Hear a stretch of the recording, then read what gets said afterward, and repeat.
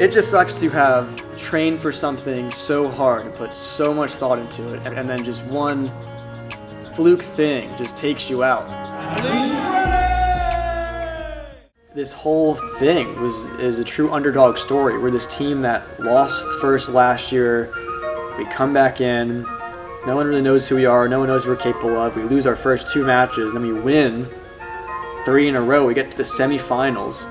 There was not a better way to end this whole week. This might happen! This is happening! It is! Oh my word!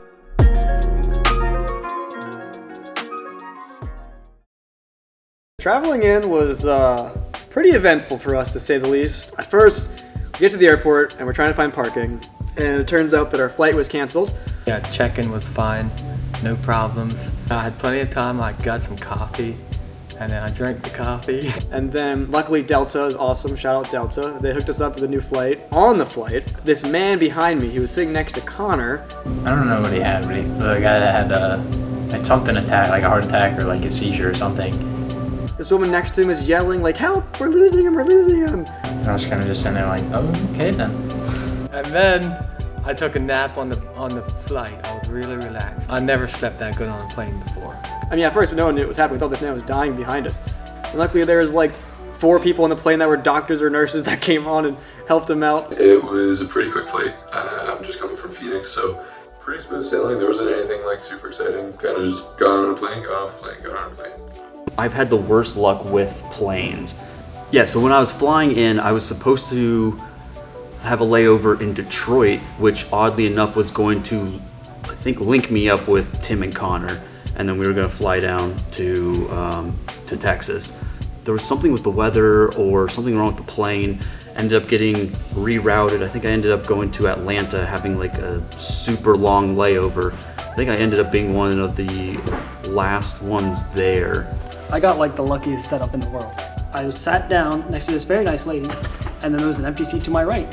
And that seat was in front of like the exit.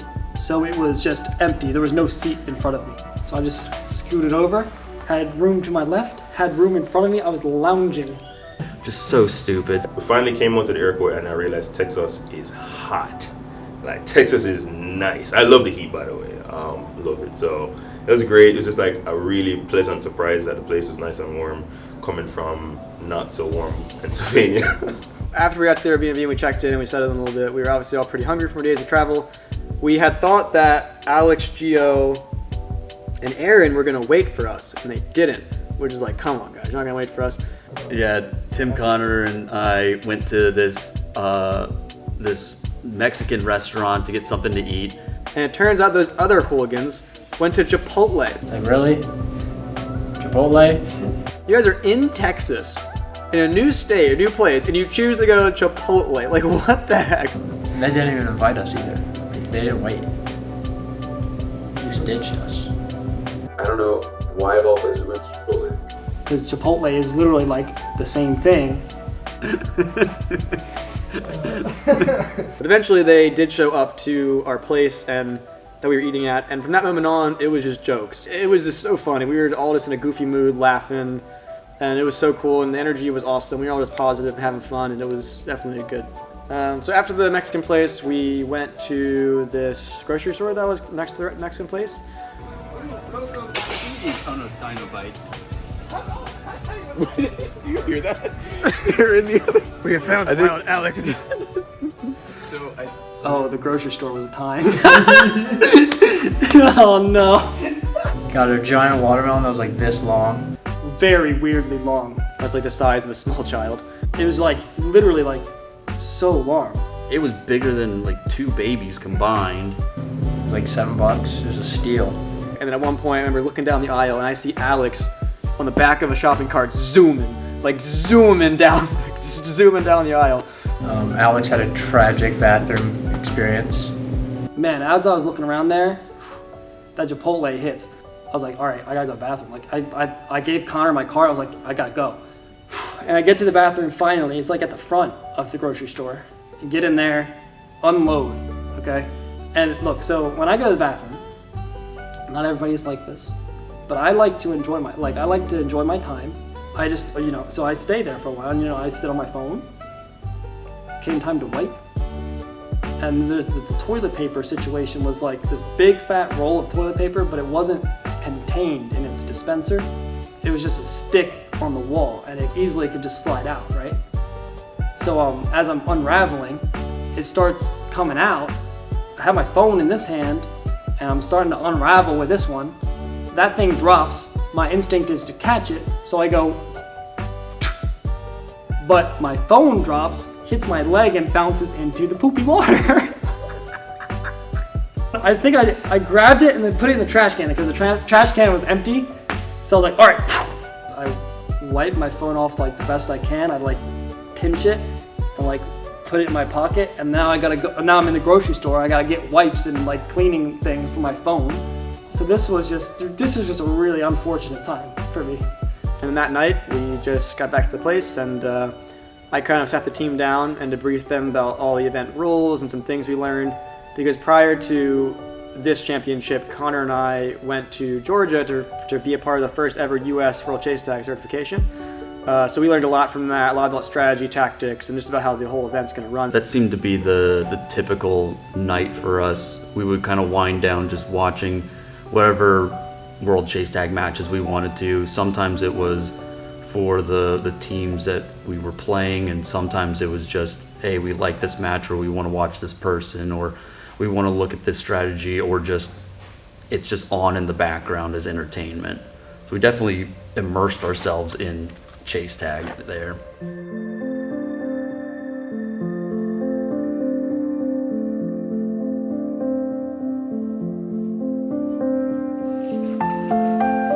So day 2, Connor and I had this tradition of going to card shops or comic shops.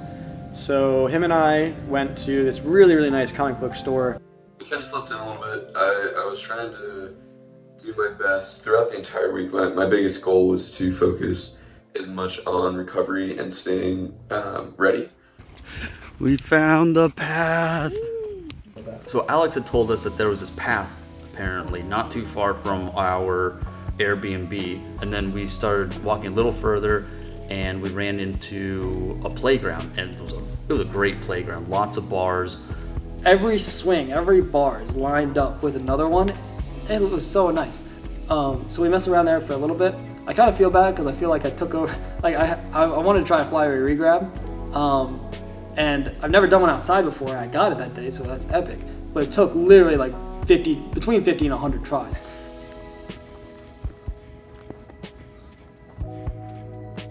Yeah! Woo! That's not normal height, is it? That was great, Paul. We love that for you. Damn, that was pretty close. Oi! In the Crocs too. That was impressive. Let's go. Watch it break. Someone sign this, man. Personally, I've been on every single quad that exists in the country now. When I was in Colorado, I got to go on the Apex quad for a while and train with those guys. I trained on the Indy quad. I trained on the quad in Georgia. So every quad that's existed in the States, I've been on now, which is cool. I think I'm probably the only one in the country to do that at this point. So leading up to the event, not only we got in a lot of practice, but we got to practice with other teams. Also, more importantly, we got practice on the quad. I definitely felt a lot more confident going into this event than last year. Last year, our team was still good. We were still fast, and I think we picked up strategies pretty quick. But we didn't have that quad experience and knowledge to carry us through further and to do as well as we could have. So this year, we made it our mission to get as much practice on the quad as possible, and that definitely, I think, helped us a lot.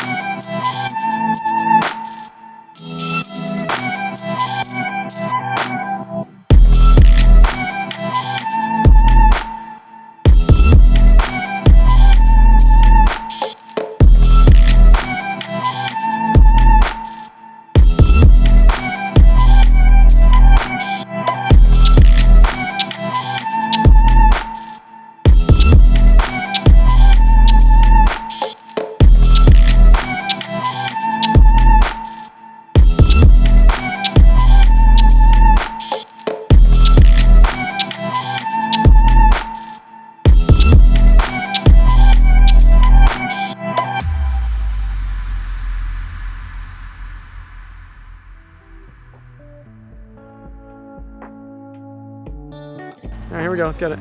He's gonna film. Oh, we're gonna hold hands.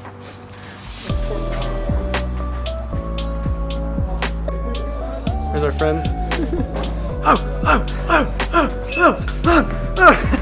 like he would like send me bubble teas at work and my coworkers would be like, We got the chance to kind of go peek at the quad really quick and see like the stadium, and it was like beautiful. It was an esports arena. It was like miles better than what I saw last year. Like, The whole walkout area, it was like WWE kind of style. You're walking out through the center and there's a crowd out there and you're walking up, and then there's the huge quad right there in the center, really well lit. Like, it was sick. Massive screens, and it has big old World Chase tag on it, and then right then and there just kicks in and we're like, all right, we're here to work. We got to see our jerseys for the first time. This year the jerseys were definitely a lot nicer. The shirts themselves, real nice quality. It was like everything was in the fabric itself, so you didn't have to worry about, okay, now when I wash it, is it gonna come off or anything? And I somehow got a jersey. I was not expecting to get a jersey because I'm just a coach. Yeah, so I didn't expect to do anything athletic while I was there because I was just coming off my Achilles injury. I was 2 weeks out from being cleared from PT. I think it was at that point that we were trying to figure out, am I just a coach or am I an alternative? And I didn't want to be an alternative because I knew that if I was, I would push myself to be in the matches. I'd probably hurt myself. I probably would have hurt myself more than I already did. 2, 3, great. And then the other side.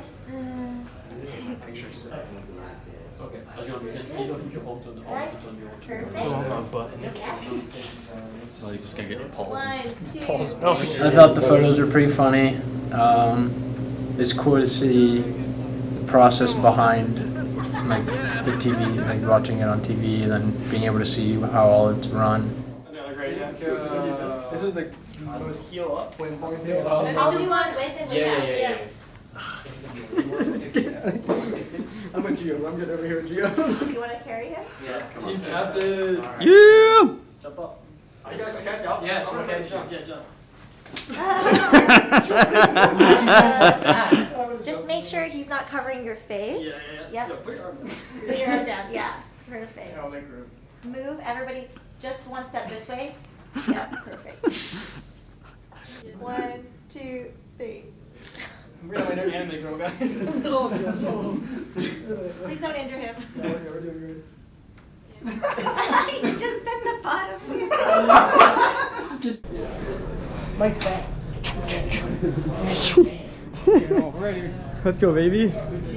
Aaron's stretching himself out. He likes. Hey, look at that up in there. Such a slut. Looking up in there. Let's ready.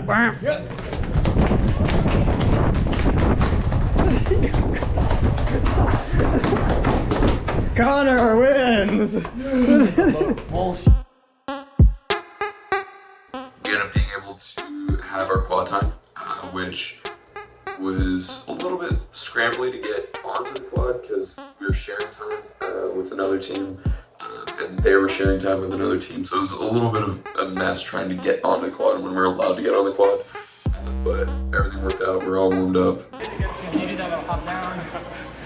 Just in case. Yeah, so. Wow.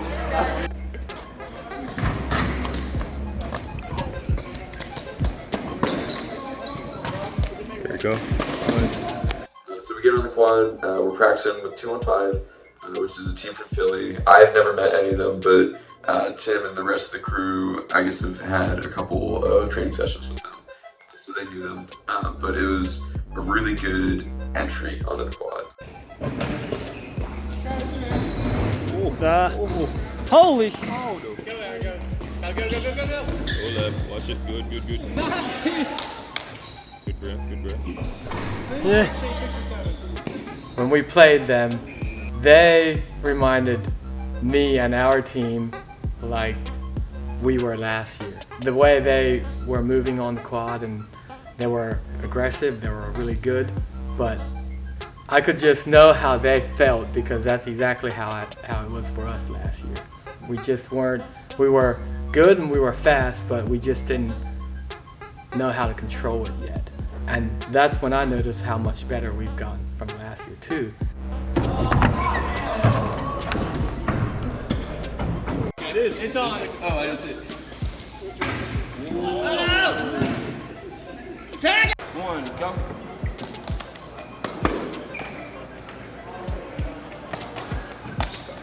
Yeah.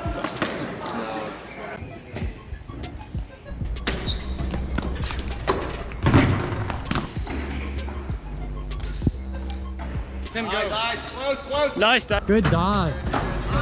Eyes, Tim, eyes. Keep going, buddy. Keep going, keep going.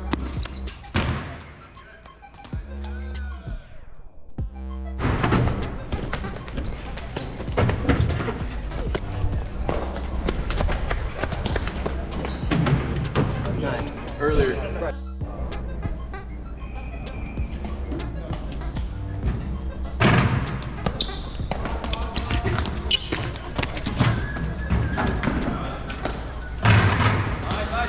Eyes, you have plenty of playroom.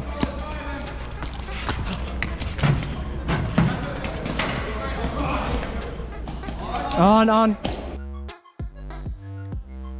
So when we put up against them, I think Tim got 2 evasions right off the bat, and then I went 4 evasions back to back to back. So between Tim and I, we single-handedly beat 215.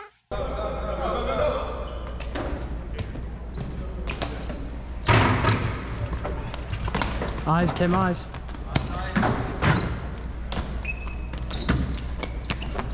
And like,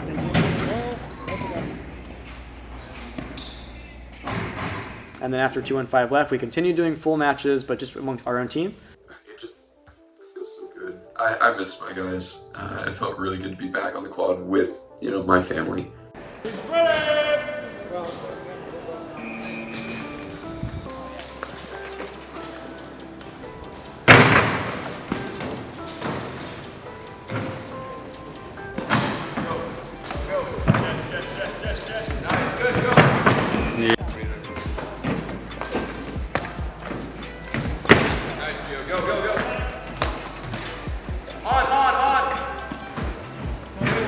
Nice.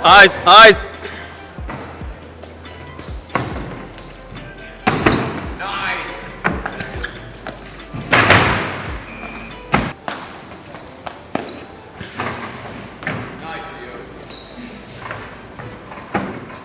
Get him, Alex.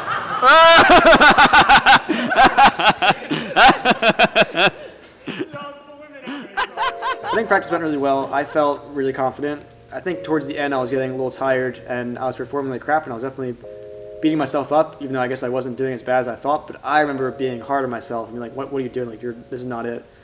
I remember I was just really trying to, for me, get acquainted with all of the holes again. I wanted to dive through all the holes I was more familiar with, just to feel that out, get the muscle memory good.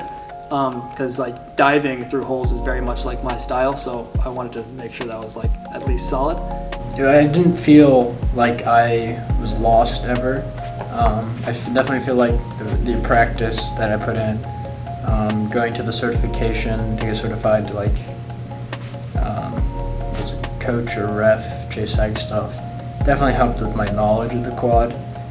Considering it was my first year, I definitely did not feel like I had less knowledge than anyone else, or obviously like the muscle memory wasn't there yet, but I definitely feel like I had equal to, if not better, understanding of the quad than some people who had competed in years before. So my main focus was to work on the tags, or work on trying to find every little corner or cut you can make and get better at that. So like I tend to be an aggressive player, and in our talks the night before, Tim had mentioned that there are 2 playing styles. There is an aggressive playing style and there's a patient then pounce playing style. And I didn't really get much practice with that. Even when I was injured in Colorado, I still had like an aggressive but slow aggressive. It wasn't like a patient play. So I wanted to work on it.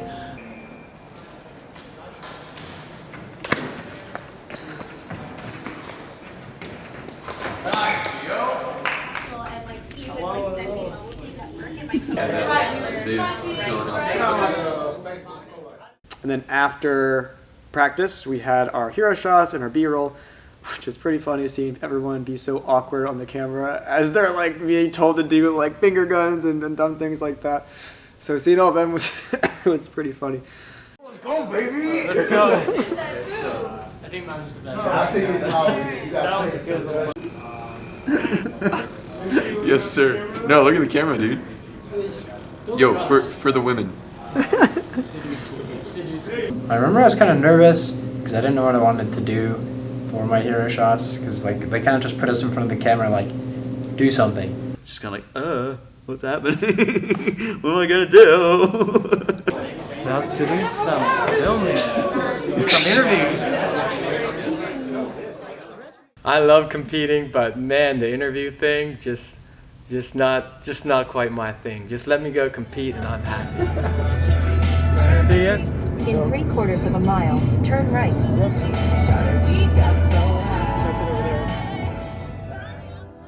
Whatever you do, never let Paul Fisher drive you around. I tell you what, these roads in Texas are not like the roads in PA. This man cannot read directions off the iPhone.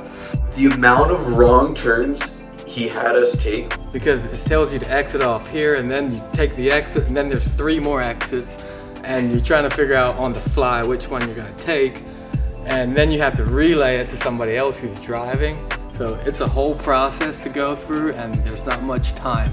So I thought I was gonna die a few times, not because of Tim's driving, but because all of a sudden, Paul's like, all right, take a right, and Tim's like, what?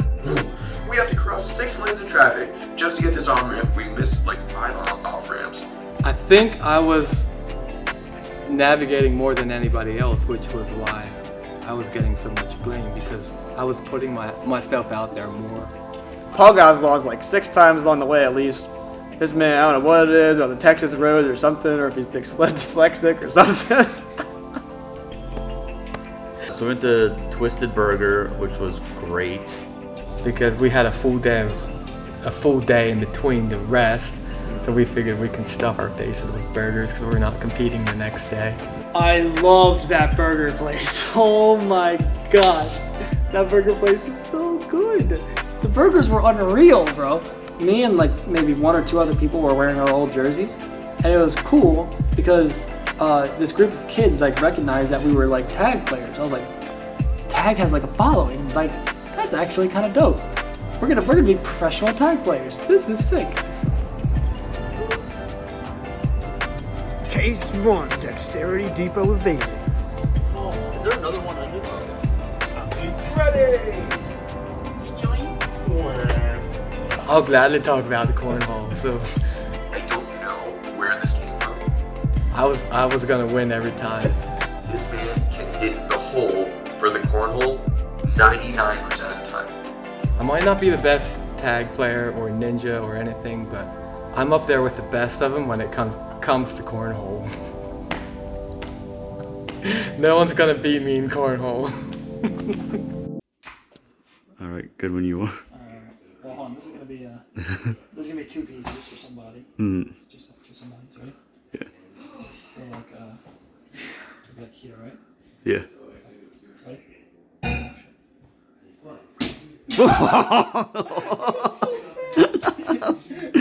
Oh my gosh. The guy was being held up, and then the mosquitoes came and wrapped him because there's so many mosquitoes. Day 3 was our rest day. It was our off day before the competition the next day. And so the thought was, what are the most Texas things we can do?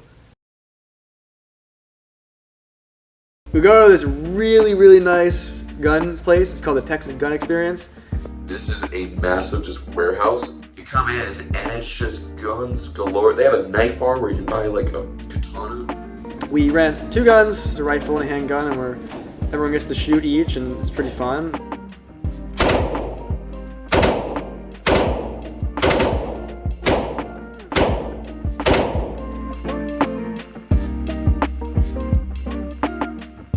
Tim was in his element. That's his thing. It was all around a cool experience. My face doesn't always fit. Oink, oink, oink.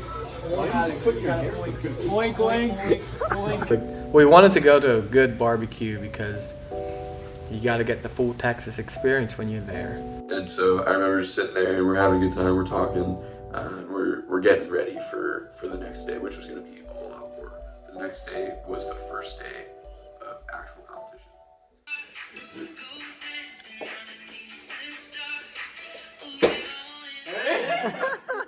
Well, I convinced some of the guys that we're gonna go out to a honky tonk bar. Because if you're in Texas, you gotta at least, you're in Texas, come on. And I do enjoy line dancing.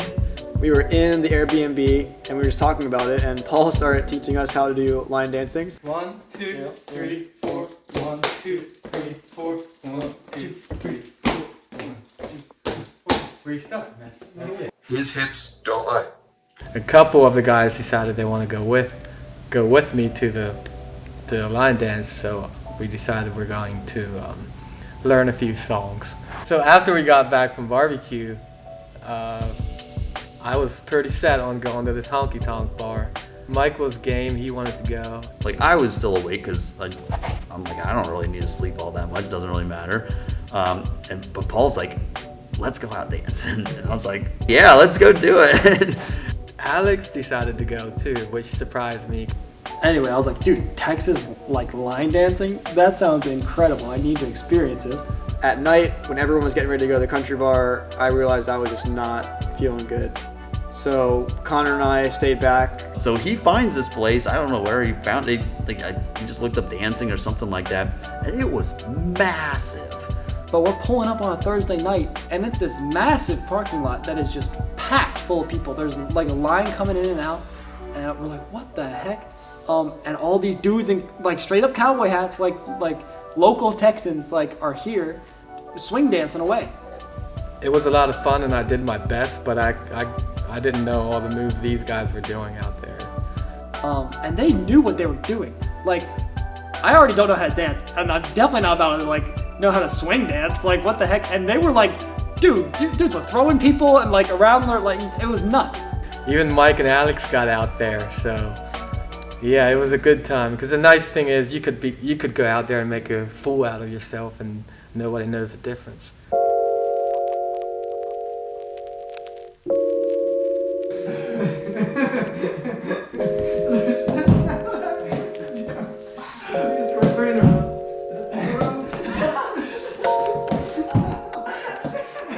Connor and I at the Airbnb, and we were just watching chase tag matches and hanging out, and we found this lacrosse ball, I think it was Aaron's, and Connor and I just started playing this game. We're throwing this ball back and forth, trying to get it past each other, working on our reflexes, you know. Honestly, I think that game Connor and I were playing might have been more intense than at least our practice. I got hit in the balls by the lacrosse ball. Gio did not like that we were going out. I hear that these guys are out. I am pissed. He was like the dad of the group. He was like, oh, where are you guys at? What are you? We have match tomorrow. What are these guys doing? If I see these guys, I'm gonna smack all three of them combined, bro. Like, what is going on? So yeah, we did our Texas experience. It was awesome. It's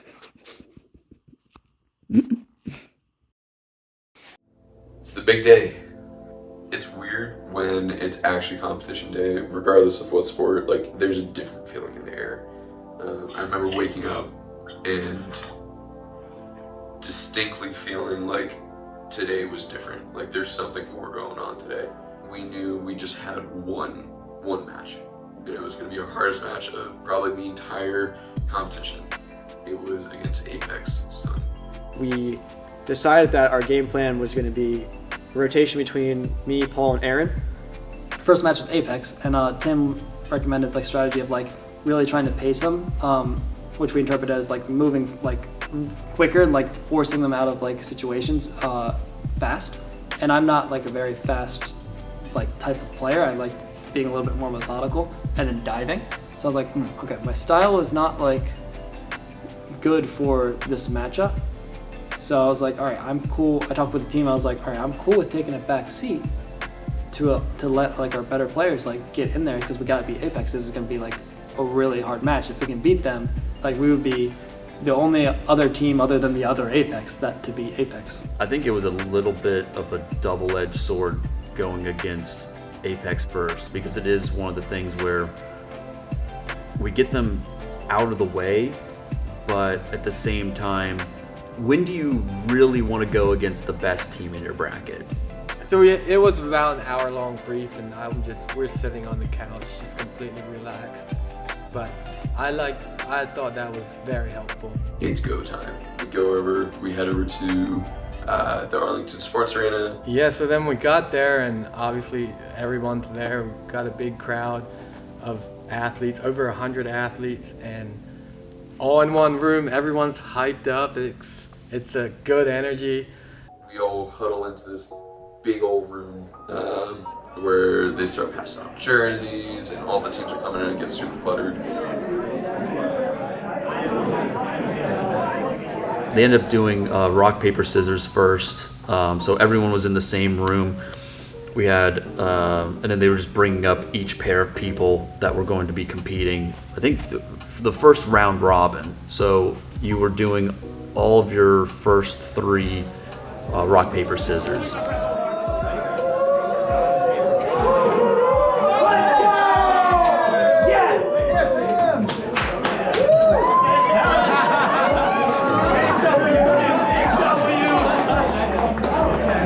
So I go out there and I beat Apex. We're like, yeah, we won the one we needed to win. We won it, we're good, like we're gonna be evading first, let's go. We knew off the gate that this was gonna be huge for us. If we could come out swinging and fresh, we had a solid chance at taking them on. Went against Tempest, then SoFlo, ended up winning 2 of them and then losing 1 of them, but it was just fun. We're like, okay, first 2 matches, these are the most important. We know that these are gonna be the hardest out of all of them.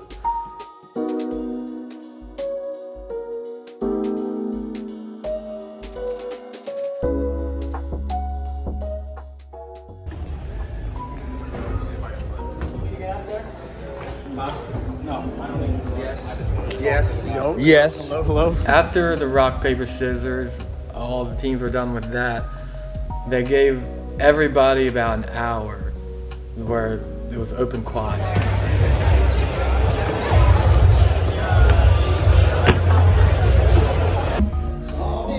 you good or me? Me? I'm good.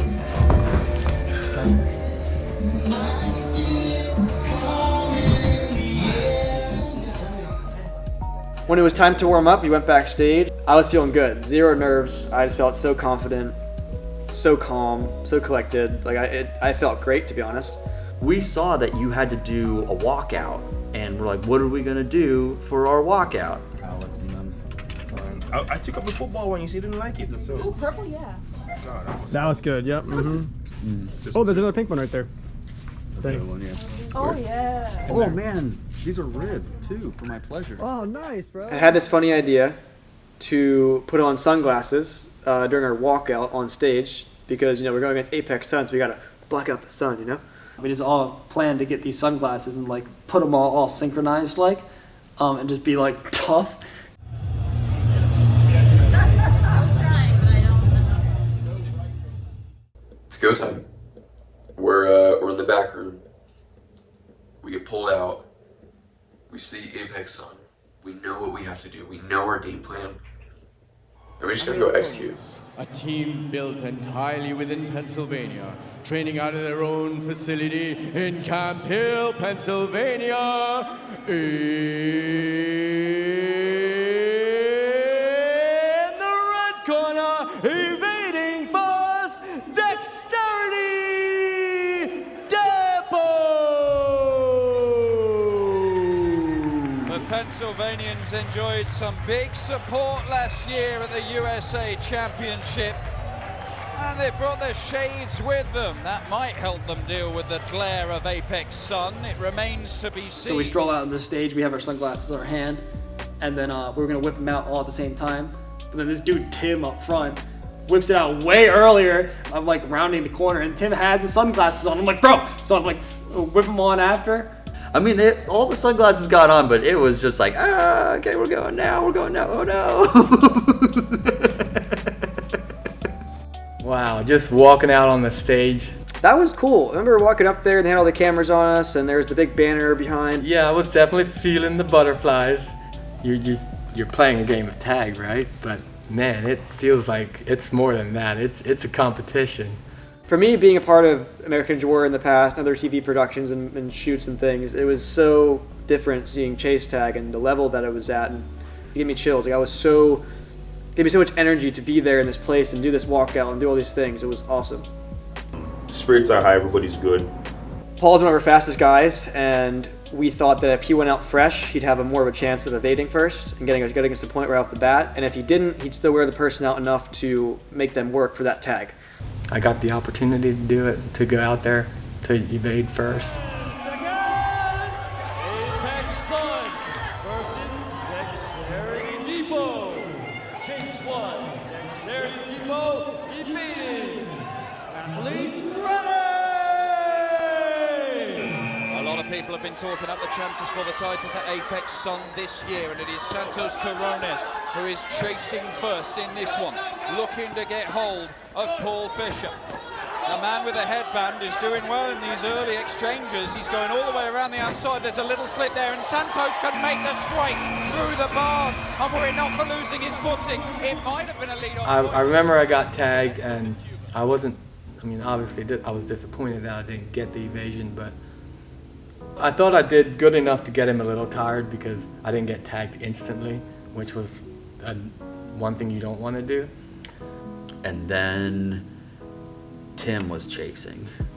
I remember staying on that start block, and I felt so in the moment. I felt in a state of flow. Like I couldn't have felt better, to be honest. And then what none of us could have expected happened.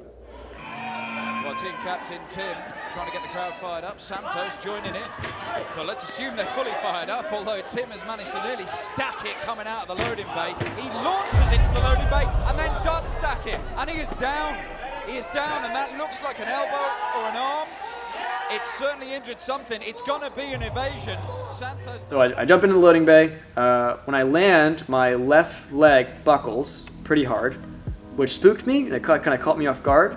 Then I remember falling. I remember clipping my knee on the one bar and then putting my hand up to save myself. When I landed, I just felt my elbow kind of pop out. We had all talked about as a team, we were like, oh, hey, look, if you get hurt, you better get up and keep going. Because that's like, if you get hurt, you cannot play again in the whole event. Tim knows that better than anybody, so he's injured. And I was like, oh, he's not getting up. And Santos goes over, and then he looks, he does this, and I notice like his face just goes blank. So I look at Santos, I look back at where Tim is still hasn't moved. Looking at it, I didn't know what was wrong with it, and I knew that I couldn't compete anymore. And I had just had surgery on my ankle in May, and looking at it, I thought, this is gonna be surgery again. And I was so angry because I just recovered from this injury, and here I am again, after putting so much work, so much effort, so much time thinking about something, and then this happens and now I'm out and I can't compete anymore. I have to get another surgery, and I was just so angry. This is one of the strongest dudes I know. I've never seen him hit the ground and then just stay there. This man gets back up. He doesn't get back up. That's not good at all. And the timer's still going. The evader is just kind of keeping his distance, and we're all yelling like, medic, medic, medic. So I start getting on, and I hear somebody say, move away from me, because people start finally moving from the crowd. The medics come on, they pick me up, and I think one of the funniest things actually from that experience is hearing everyone's reaction. I kind of like dark humor, and so whenever I got up and heard everyone go, ooh, like I'm like, oh, this is kind of funny. Oh my God, I saw his elbow was like bent the other way. I just turned around. I couldn't even look at it. I just turned around. I'm like, oh, this is not good.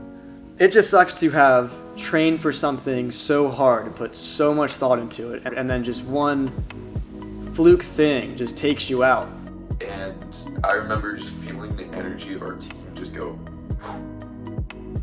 because our captain is now down and out. And the elbow, an unstable landing, sending him to the ground upon the loading bay. Hard for people to understand just how much pressure is in that drop. When I first got out of the quad, I asked if I could stay and watch because I knew that the guys had to finish the match and I wanted to watch them. They're like, no, we gotta get you out of here. So now I'm stepping up, trying to figure out, okay, we need to figure out the new order of people. Who are we gonna bring in? So we brought Alex into the group. Because now I'm realizing, like, okay, I'm going on the quad because we're down a man. Like, I'm definitely like the next person that's gonna go. So I'm just like, I just zone in. Well, in all that, the point is won by Apex Sun. Dexterity Depot. Coach Mike rounds us up. We kind of have his talk, and we're just like, yo, it's the same thing. You know, we're just gonna get it done. At this point, I felt like, you know, as long with everybody else as well, like it was my responsibility then to get up there and do this for Tim, because Tim is a big reason why we're here. That happening, just like that upped our play level like so hard. I feel like we just got into like warrior like mentality. It was like a whole mind rush for me to like just get back into the zone and go after Santos. Aaron Lucas sent in now, and Santos, because of the delay, because of the injury, he's had a little bit more time to recuperate. And off he goes over the sisters and round by the front line. It's just a little jog for him at the minute. Is he going to turn on the pace? No, he's going to hop back out of the way of the dive, but he wasn't quick enough. And that is good work from Aaron Lucas. So Aaron, he's an interesting athlete. He is very, very quick and incredible at threading. 1-0 Apex Sun. Athletes ready! In comes Damien. One of the strengths of this Apex Sun team is that he's unchanged.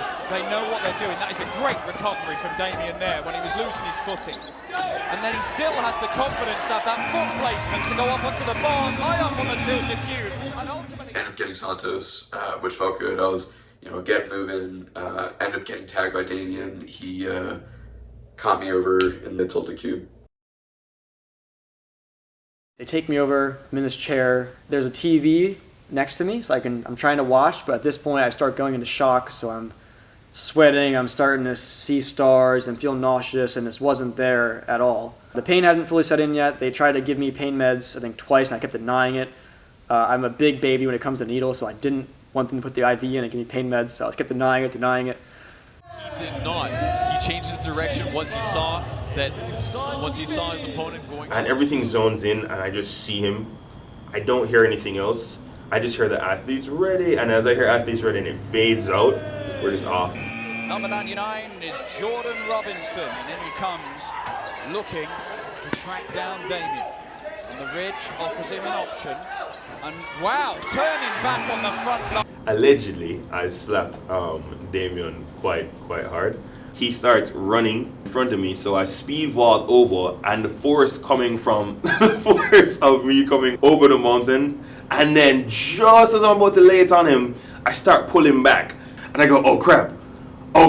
So then I pull back, but it still sounds pretty loud. As I hit him, I hear everybody go, oh, and I was like, oh, it can't be that. Is it really that bad? So I run over and I hug him. All right, we're good. And then I go over to evade. Wide open with nothing to assist you, to propel you even faster. 1-0 Apex Sun. Athletes ready! Enter the Bear, one of the stars of this Apex Sun team, who has a little slip on the top of the mountain but recovers pretty well. Jordan hanging around under the ridge and then deciding to go, and it's all the way around the loading bay, and Bear can't quite find him, but it's Jordan this time whose footing is loose, and the Bear descends to make the tag. So Bear was controlling the tempo the entire time. He was putting on the pressure. The moment Jordan made a mistake, easy moment to just pounce over at the ridge and get that tag. 10 seconds. Chase 7. Apex Sun evading. 1-0 Apex Sun. Athletes ready! Well, Bear Schneider is a threat as a tagger, but also as an evader. Can he double the lead for Apex Sun as Paul looks to get him? And that is an open air juke round by the front line, and it actually works for Bear, but it did allow Paul to get up some speed and follow him down this side to make the tag by the tilted cube in the end. Indeed, we were just talking about that. It is very risky to be turning on yourself at the front line. This will bring us to the halfway point. It is only 1 point in it. Apex Sun But here comes Maxwell Boyce looking to maintain that what-point advantage as he scrambles through the loading bay, but he's not really made a serious move yet.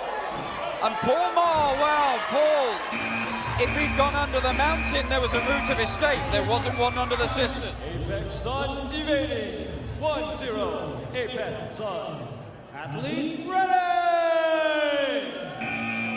Maxwell Boyce being chased down by Aaron, and there's a dive through the tilted cube that doesn't make contact. Boyce again, another open air juke and a change of direction run by the front line. It looked like that was close, but nothing given. They're going to keep on chasing, and Boyce under the ridge, down to the loading bay, and a real despairing dive. He knew he had to make a move. I don't think even Aaron... I give it an innovation against Max Boyce, which, I mean, that was close. I had 2 huge opportunities. I've looked at the video, and I'm pretty sure I caught him over by the tilted cube. Incredible. What a moment. Sun evading. 2-0. Athletes ready! Well, the lead is now 2 points, and this could get away from Dexterity Depot. If Jordan Robinson can't lay a glove on Maxwell Boyce, who races up. And that's a nice little move around the lazy boy. And the number 69 can't get away under the ridge because there's a slap on the back from Jordan. Jordan is a fast runner. Maxwell was doing very well, juking back and forth and evading, but as he came around the front line and around the ridge, he gave Jordan just the opportunity to catch up. Athletes ready! Devin Straley, team captain, first time on the quad in this contest for him. As he forces Jordan into that corner, you can just see him hurling him into that open space, but he got away at first, but couldn't get away under the mountain as Devin launched himself round the corner by the loading bay. Very surprising. In a moment like that, Jordan made quite a mistake at the front line near the ridge. You should not do that. Athletes ready!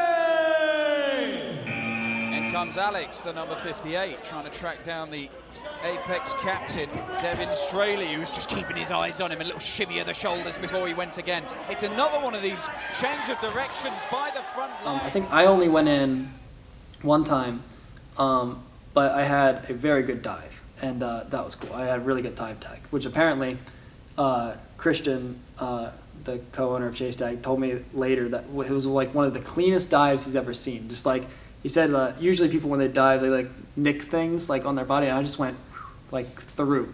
Athletes ready! Well, with 4 chasers left, time is running out for Dexterity Depot to get back into this one.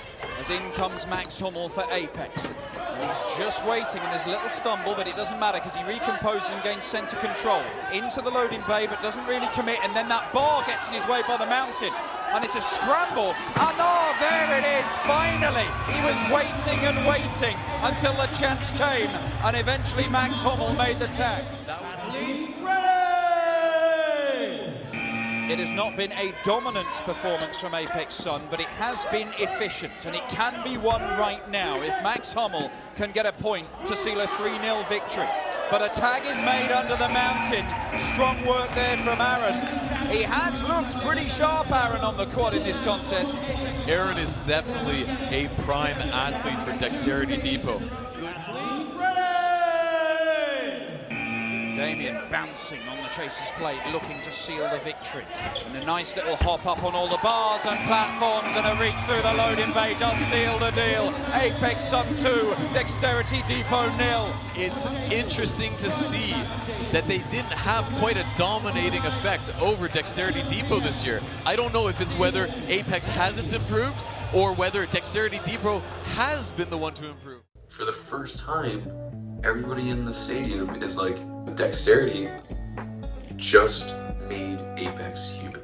But regardless, learn some lessons, learn some things, always trying to learn from it, and we'll come back stronger. I honestly wasn't expecting to play a lot, which I ended up not playing at all, but I think that was for the best. I felt that even though I didn't get to play, the energy I got, it still felt, I was out of breath.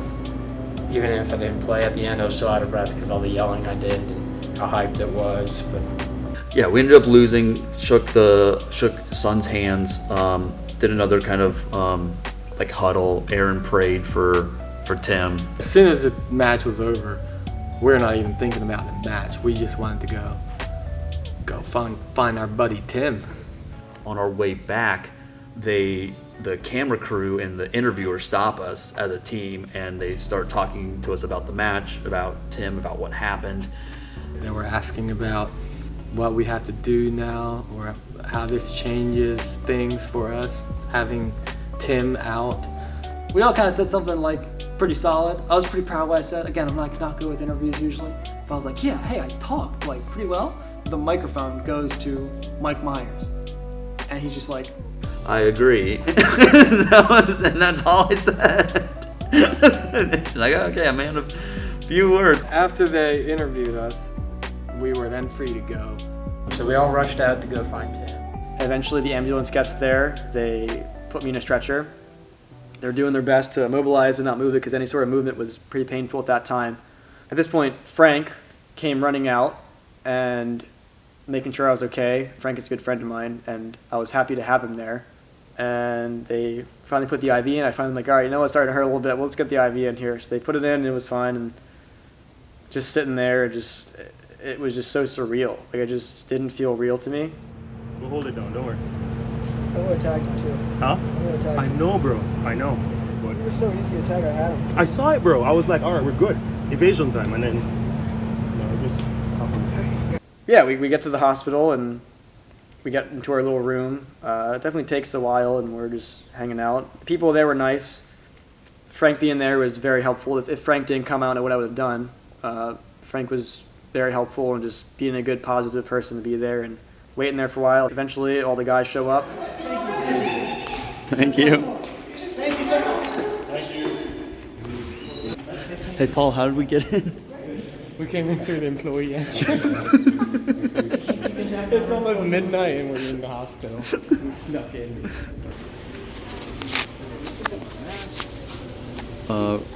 Go up to registration and ask. What's the last name? Dexterity. No. All right, so we're gonna go in and start singing "Happy Birthday."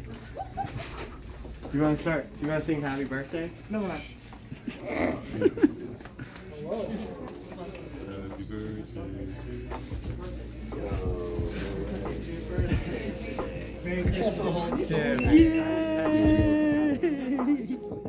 It was just nice to see Tim again. I didn't feel as upset or sad.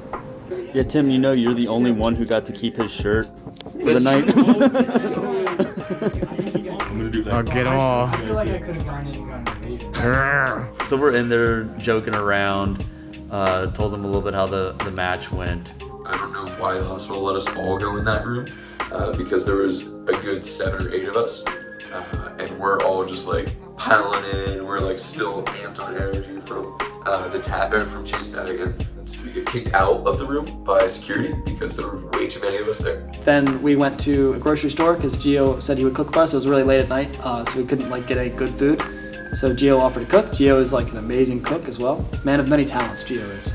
I just cooked up some chicken and lots of veg to kind of help with the inflammation, you know what I mean, bro? And, yeah, it's just, it's whatever. It's food. It's recovery. Any other time, fine. Thanks, my man. Oh, good, my guy. We got an update that Tim was gonna come home, which we were like, all right, that's great. They all left, and luckily Frank stayed, and so we waited for a little bit longer. Eventually, the doctors come in. They're gonna set it back into place. We had found out that my elbow was dislocated. They set it, didn't feel it, and then they put me in this big old cast splint thing that was very annoying. Go sleep, please. Welcome home. Yeah, we got Finn. I'm your new coach now. You have no choice. I was surprised everyone was so awake. I expected everyone to be asleep. It was really good to have him back at the end of the day. I was pretty positive. Like I didn't let it get in my head. Of course I was upset. Of course I was, angry and just disappointed. But I didn't let it get in my head. I knew I had to be there for the team. Our spirits are definitely a little bit low because we lost to Apex, which we knew we needed to win, and we lost our captain. I knew it was tough because going into the U.S. Championship, I was one of our best players, and so losing me, I knew was going to put a big strain on everybody else. Tim's home. He is not competing. We lost to Apex. We got to throw all that out, and we got to come full guns blazing tomorrow for our back-to-back matches against Tempest and against SoFlo. Otherwise, that's it for our season.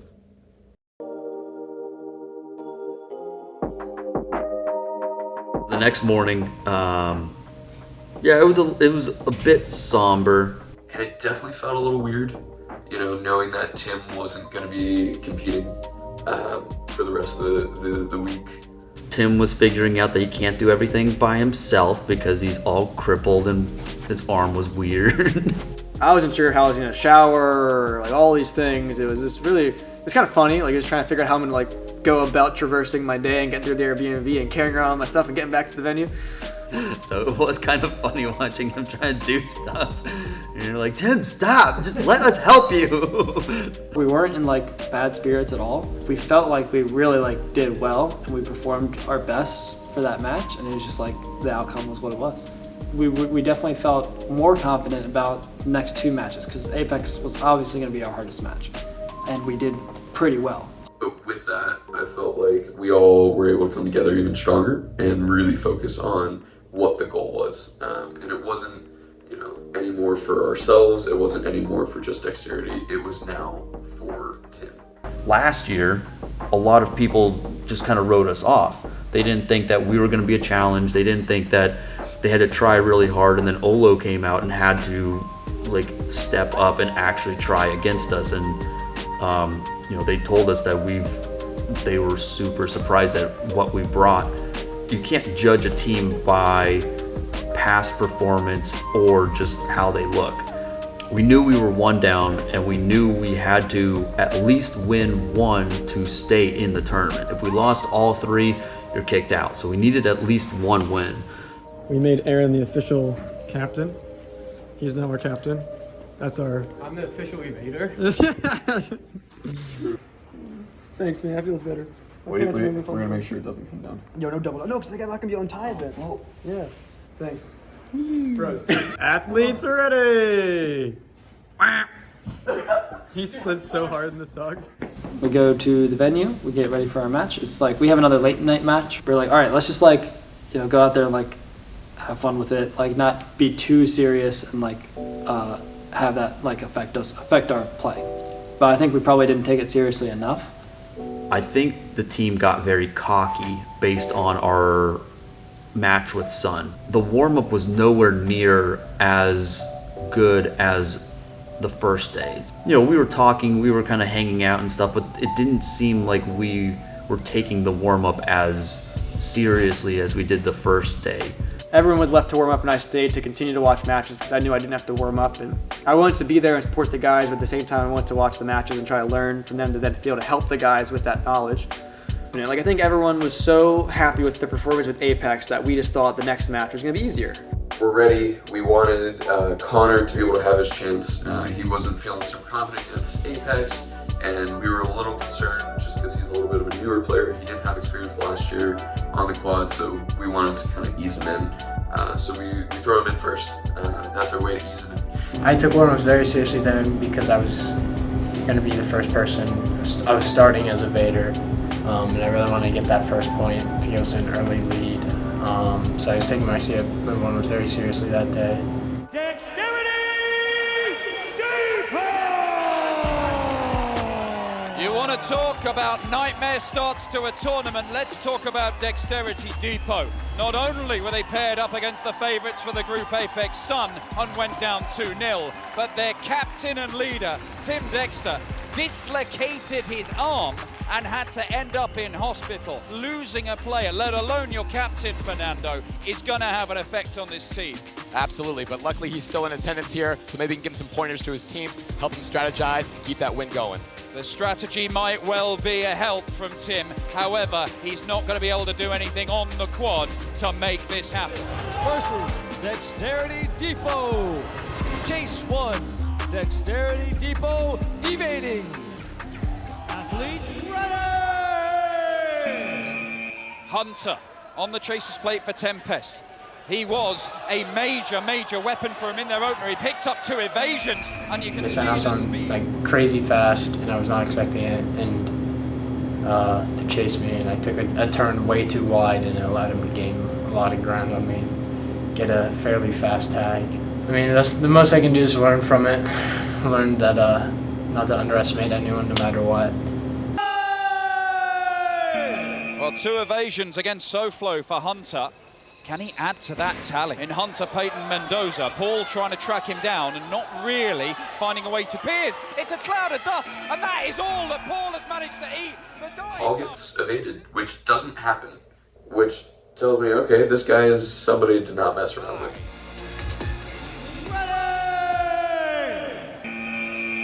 Well, Aaron Lucas, I was very impressed with this guy in their opening match against Apex Sun, and you can see why there.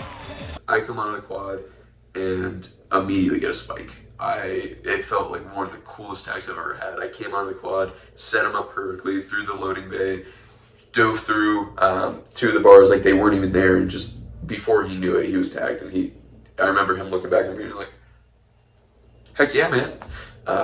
That felt like a really good start. They throw on Jeff Garrido against me, and I know it's go time. I know I need to even the playing field.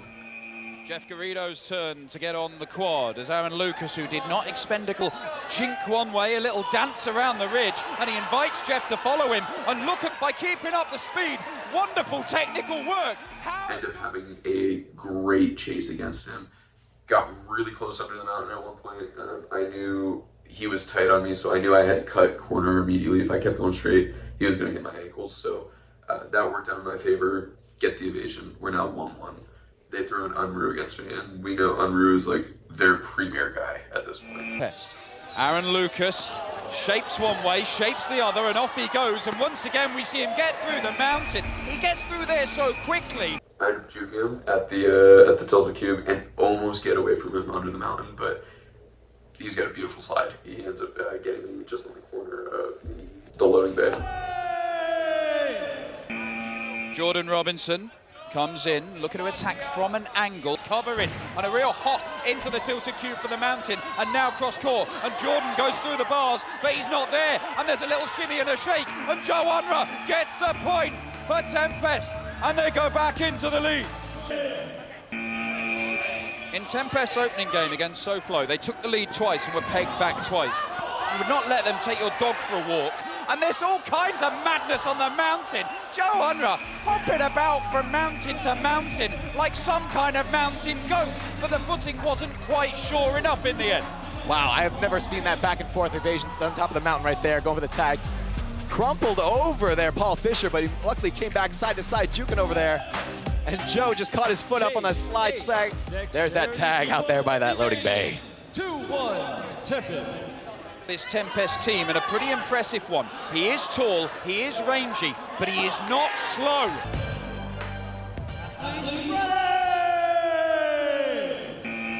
In comes Alex Mosley.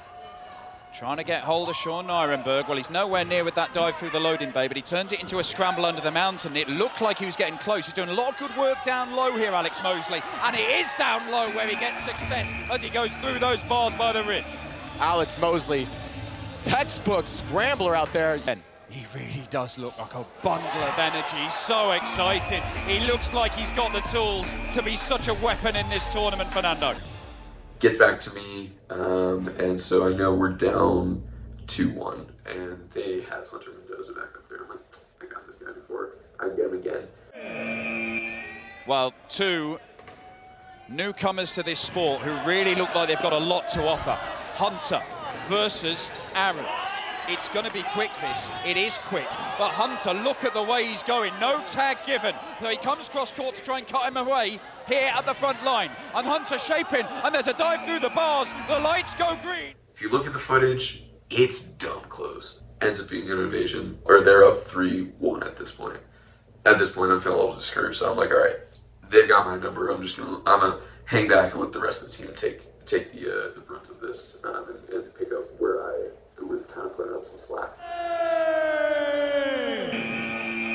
Jordan once again, he's taking that diagonal line again, but Hunter, who likes starting in that crouch position under the mountain, gives him an option to go left or right, and he seems to have ducked out of the way of that dive from Jordan Robinson. And if this turns into a race, you don't want to get in a race with this lad, because he is very, very quick, and he's too quick there, and he might be getting yet another. Oh, he banged his head! He banged his head! The lights went green, but the tag was given. Now, was it made in time? And even worse than that, he has really cracked his head. It's our old friend Admiral Smackbar. Retreat, it's a trap. My goodness. Hunter looking like he was going to make a third evasion out there for Team Tempest. Seconds away from getting this evasion after so many interactions from Jordan. Let's see what he's got. We got a head injury over there. Well, that'll be him out for the rest of this contest. Let's hope that that does not rule him out for future matches, because as things stand, Tempest really are looking like they could go the distance. Nicodemus's earrings flapping about in preparation for his first setting foot on the quad of this year's tournament. And it's up onto the sisters after an aborted attempt to make the tag by the lazy boy. And there's another attempt by the loading bay that doesn't come off either. Is there another chance here? Because Jordan Robinson might be getting Dexterity back into this one. He turns back on himself. Oh, now I make it around the corner and I see the lights go red. I was like, wait, what? Why are the lights red? So I look back and I see everybody saying like, I see people doing this. They disputed. Yeah, let's check again on that replay. We're looking at slow-mo. This might tell us a little bit more. Now, does he get enough of it? Oh, it looks like the small of the back. There seemed to be some impact on the shirt, in which case, that is a crucial fingernail right there. Absolutely, that shirt just a little bit too baggy, and that finger swipe got on the back of Jordan Robinson. I believe this is gonna be a tag. Tag given. Nicodemus touched me. That's that. So I don't get the evasion. So now I'm furious. I'm pissed because no, not only did I give up a tag, but I also lose an evasion for the team. Point Tempest.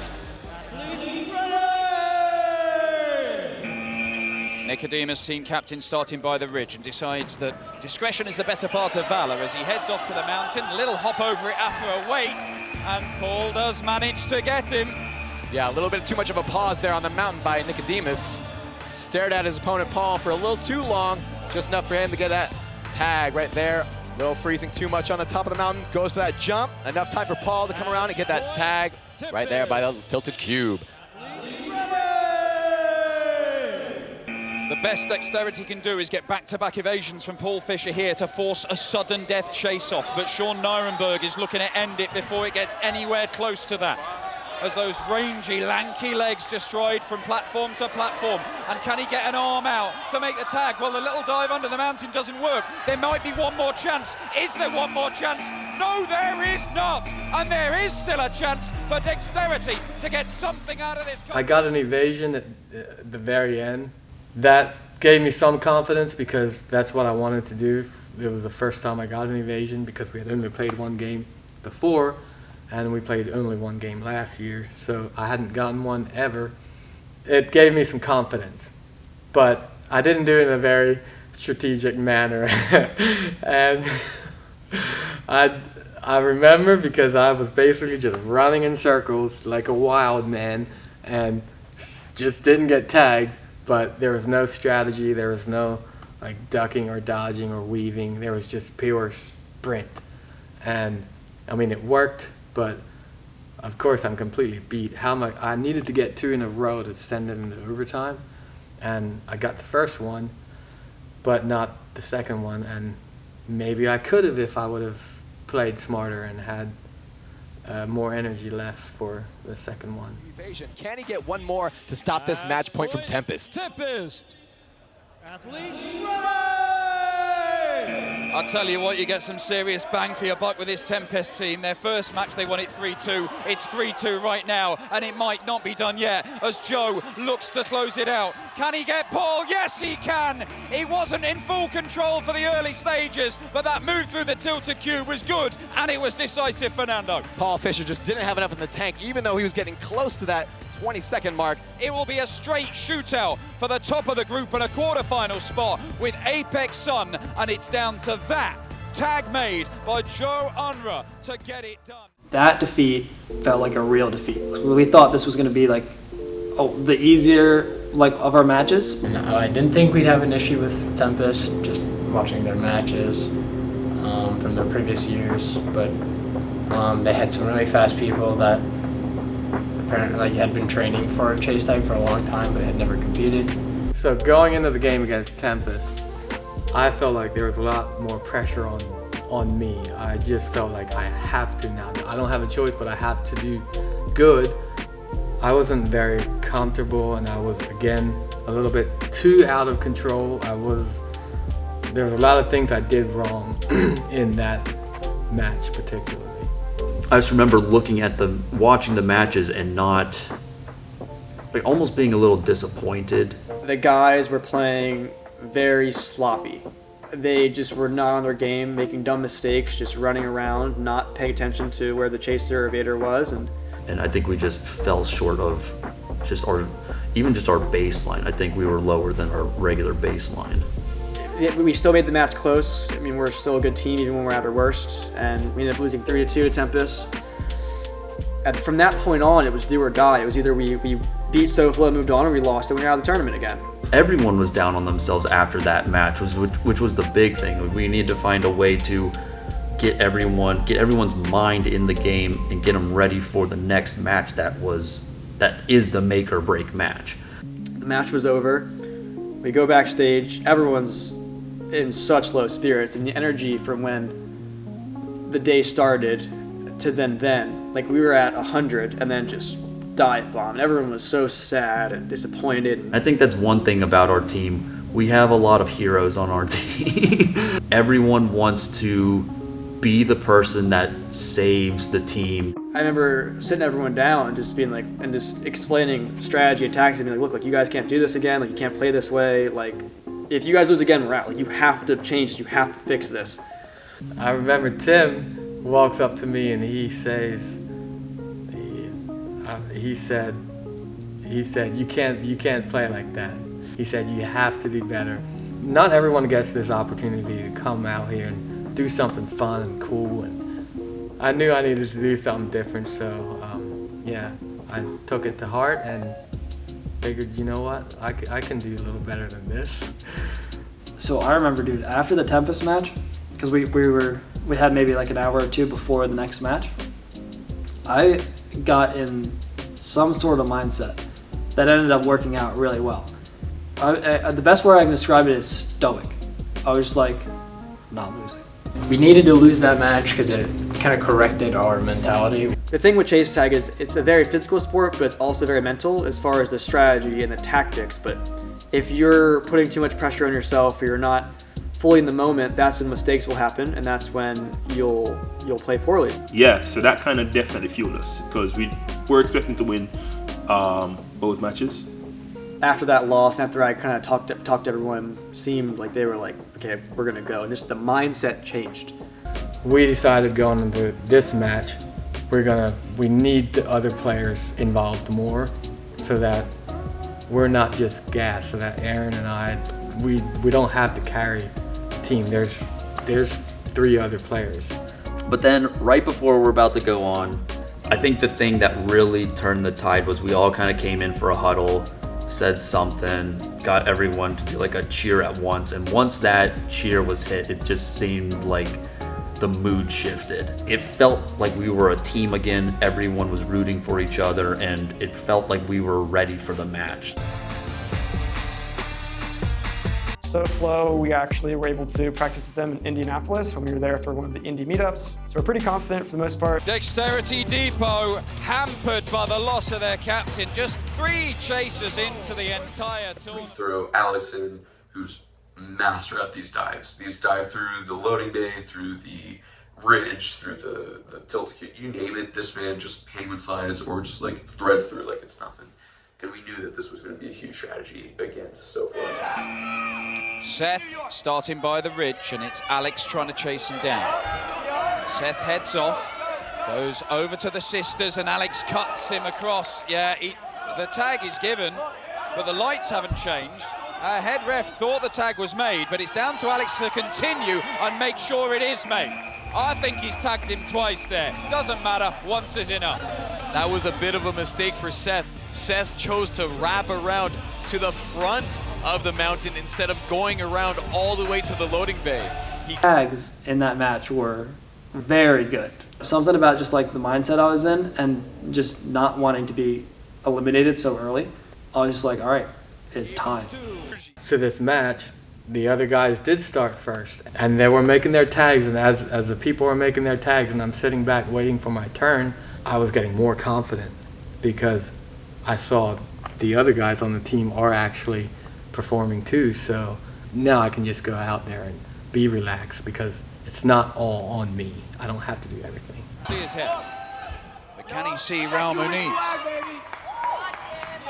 Well, he can see him, and he can reach him. Paul, that was a great move. He fished out his opponent from the back of the tilted cube. He made him choose to go where he wanted to go, and right in his arms. Dexterity Depot. Well, it's Alex sent in again. And maybe that's why, because he penguin slides through the tilted cube because it wasn't conclusive. So Tony's going to have to try and force another chance. And I think that one will count.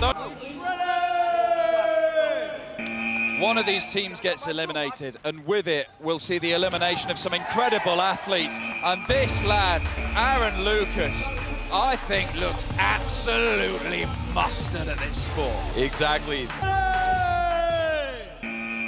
Raul Muniz again goes in for SoFlo. As Aaron for the Pennsylvania team acknowledges he was caught out by the loading bay there. Jeez. SoFlo likes to really use Raul.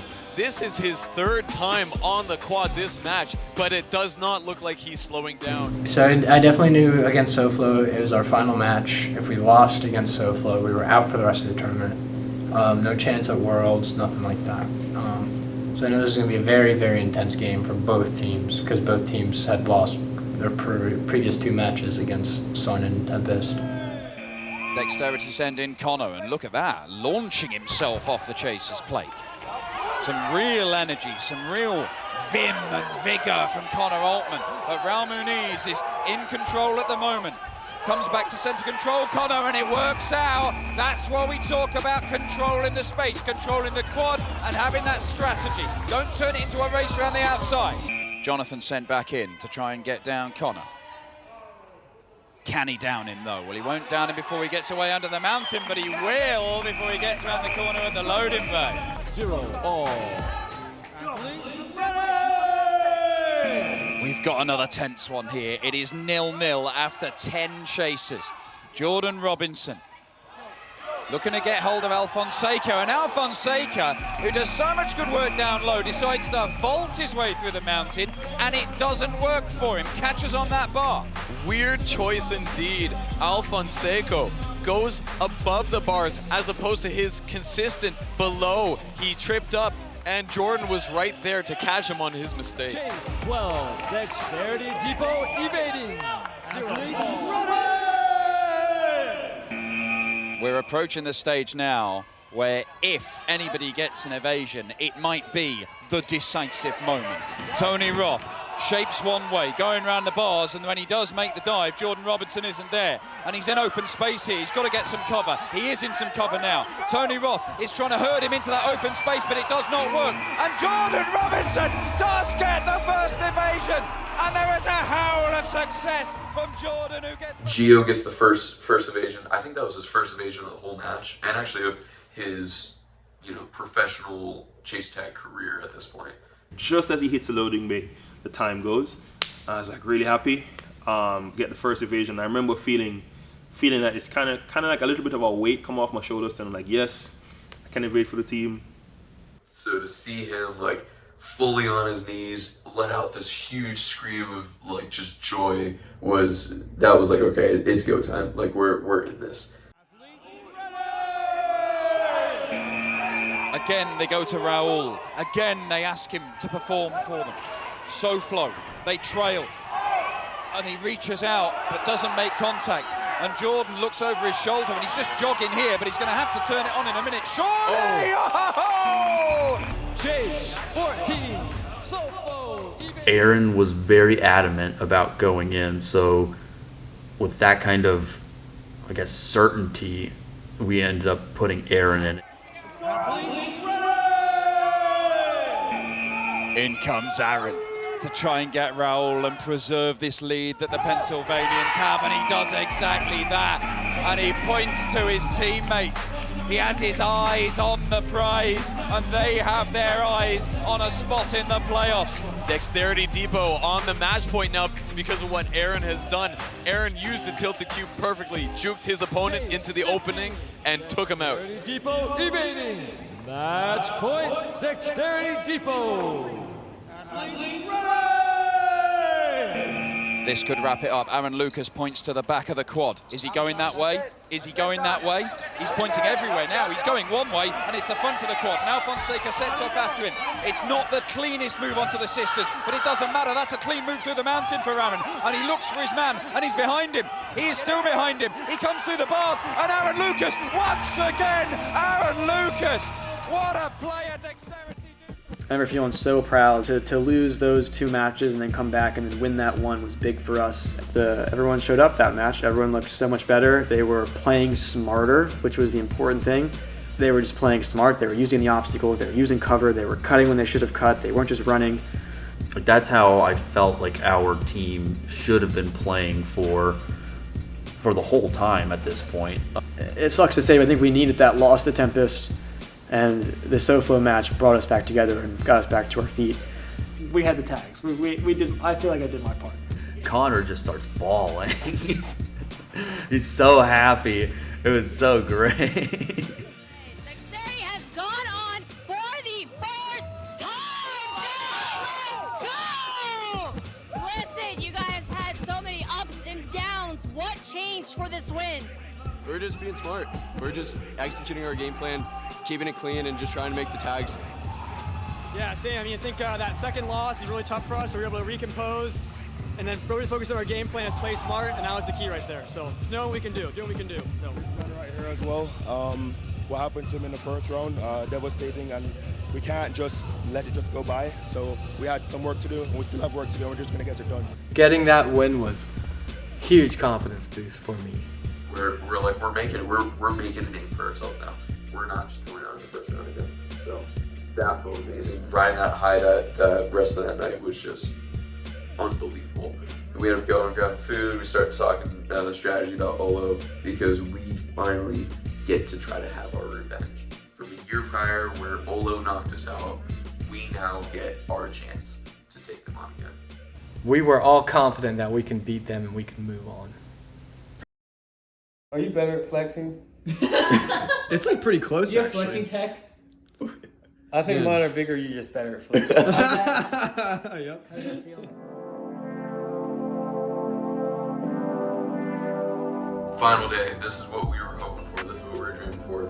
We wanted to make it to the next day. We get ready, and we know we have a long day ahead of us. We know that we're going to be there super late, that we're going to play a lot of matches if we do well. We then realized that we're going to be playing Olo in the playoffs. This one is a big one for the team, but Dexterity has this huge rivalry with Olo because they had beaten us the previous year. We really knew we had it in us to do well, and so to be playing them again in playoffs was, oh my god, it was so cool. We were all so hyped, so ready to get our revenge, to go back out there and do what we knew we could do from the previous year. Oh, I remember being so happy and so ready, but at the same time sad because I wished I could be there to compete too. We're also friends with a lot of the Olo guys and things, so we knew it was gonna be a fun match. They're a good team, but I remember I was like, oh yes, we're going against Olo again. Like, this is crazy. We are a different team. Yeah, so we had pretty good matchups. And we knew they're gonna send out Roland. He's their little speedster, and I just felt like I'm fast too, so I can get this guy. And so I remember telling Tim that he's got to put me out there first because I want to go tag Roland. Tim, he was on board, so the whole night I'm so excited because I knew I can go tag this guy. And I knew if I tag him right away, and if I get an evasion, that's going to be big. I knew if I do those two things, we're probably going to win. I'm not swimming anywhere on the quad. I thought I was eating it every time I did it. It's like, oh no. I'm sorry, I'm really over here like filming 4K slow-mo. Rock, paper, scissors, shoot.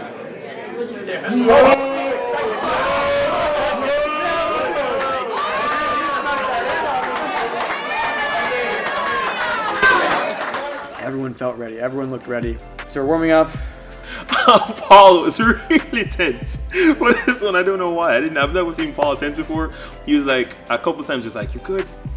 You good, brother? You good, brother?" And I was like, "I'm good, Paul." It was just, the adrenaline was so high in all those matches. Just the atmosphere and everything. Alex too. Alex was like super tense for a little while, and Alex was trying to convince me not to be tense. But I'm like, Alex, you're tense, bro. This was another level of intense. Olo electing to start with Roland once again. It's been a regular tactic for them as he goes under the sisters and round by the front line and keeps on going because he sees Paul is in close attendance. But a nice little move to get out from around the loading bay, and he very nearly goes out the quad, but that pace keeps him in it, and he is road running around there, and it was well. I thought the chase was pretty close. Roland was definitely making Paul work.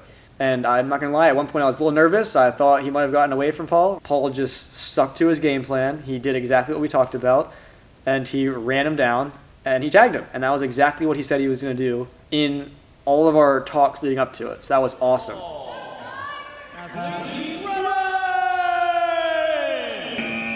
In comes Sean Higgins. He's done some really impressive work as a chaser on a number of occasions in this tournament, as Sean. He is tenacious, and look at the tenacity there, but he loses his footing, and that gives Paul a little second or two to get a bit further away and build up a gap between them. And he goes underneath the front line, but that tenacity, again another dive, and it doesn't make contact.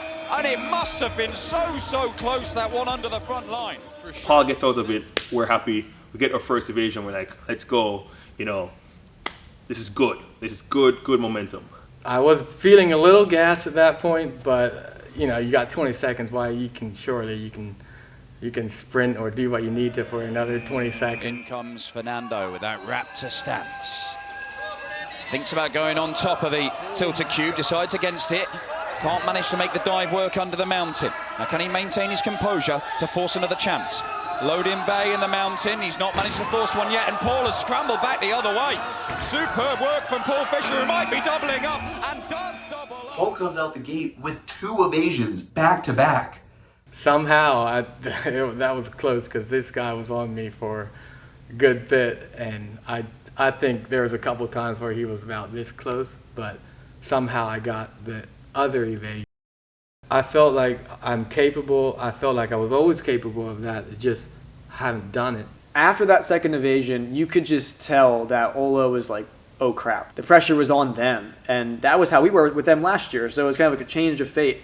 There's this like certain like mental like aspect to like competing, I feel like, where after like the other team like experiences like something like that happening, they like start getting worried and like not performing their best.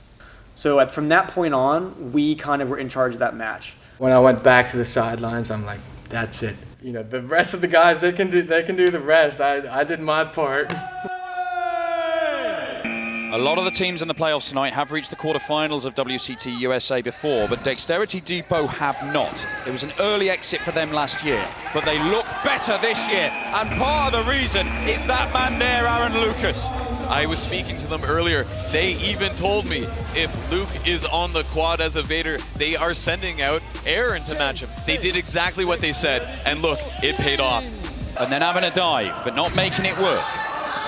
And Aaron is using those bars, but he doesn't manage to get away from that long arm as Steez descends from the top of the ridge. Olo are in a hole. They trail 2-0. In a shootout for the quarterfinals, but could this man be key? It's only one big stride to go on to the second sister, and an easy move through the mountain as Alex tries to find him and can't do so through the loading bay, and now a lope around the front line and again over the sisters, this time with a little more bother, but no more. Some bother getting through the mountain. It did not matter.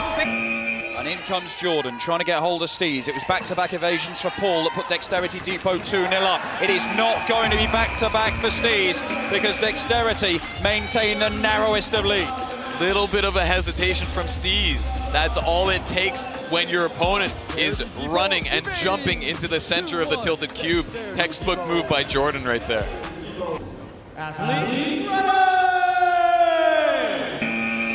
Dexterity send in Connor, who is 18 years old. That's a fact. And he heads off under the ridge, and Bailey's trying to get through the mountain, and he does do better than Connor. And Connor goes low, Bailey spots him and goes back the other way, and he very nearly. It's almost like I got the tag. I was ready. I was really hoping to get my first evasion, and then I look onto the chaser's plate, and they put on Roland, and I was like, oh. In comes Roland for Olo. He's been their top evader in this tournament so far with a couple of evasions, and he's going to get a chance to add to that because he makes a quick tag on Roland. I tried to waste time as much as I could, try to tire him out. I don't think I did a very good job, but he got me, and I was like, oh, that sucks.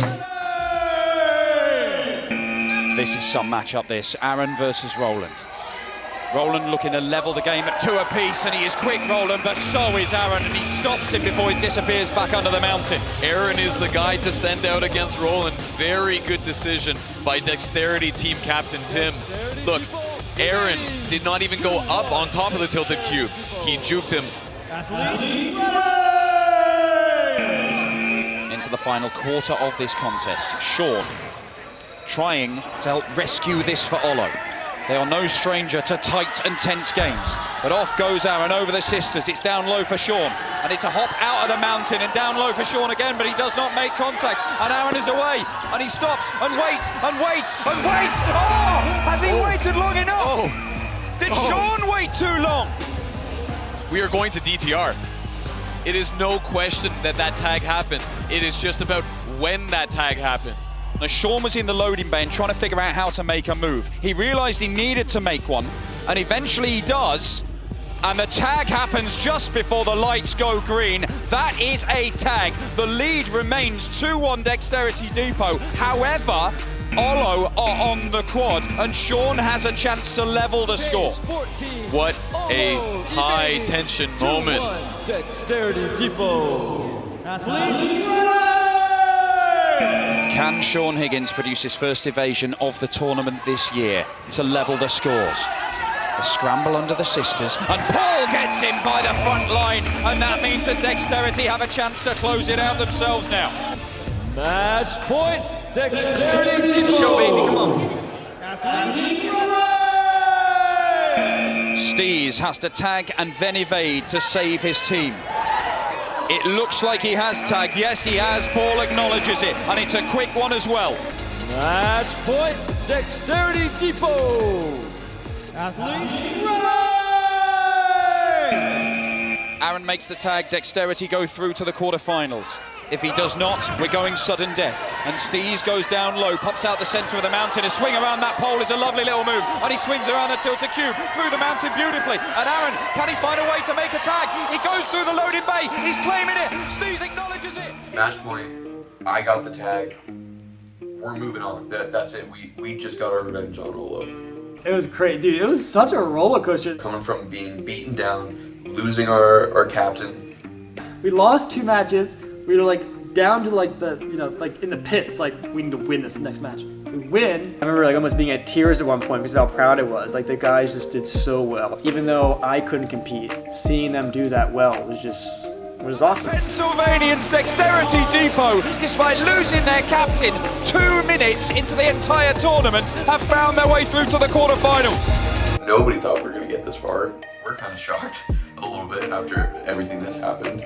Our sights are now set on GNF. Now GNF has been a team that has always been good in chase tag. They are the longest running US team in the world. This year the team is a little different, the members were different, but still it's a team that's been known in the community. They're a strong team.